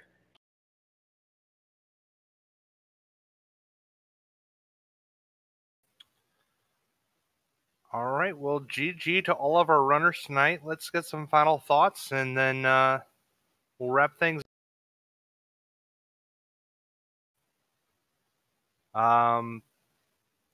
Tiny Fairy, any final thoughts? I think these flags are really fun. I'm looking forward for the rest of the tournament. All right, Algebrap, what about you? Well, I think like I need to practice more and like just figure out what's the best strategy you're going. All right, and Asher? I'll say that practice definitely does help with this. There's a lot of things that you can do for repetition. But as you all got to see tonight in my practices, I've been trying to knock these out 3 in a row. And by seed 3, my brain is already a bit of mush because I'm having to remember, was it this seed or last seed where something was? Do I do this or that? So if it's really interesting with the format here with the restream, because it's not just a speed race, but it's kind of a mental endurance challenge too, because you don't have time to write things down like maybe a floor entrance shuffle.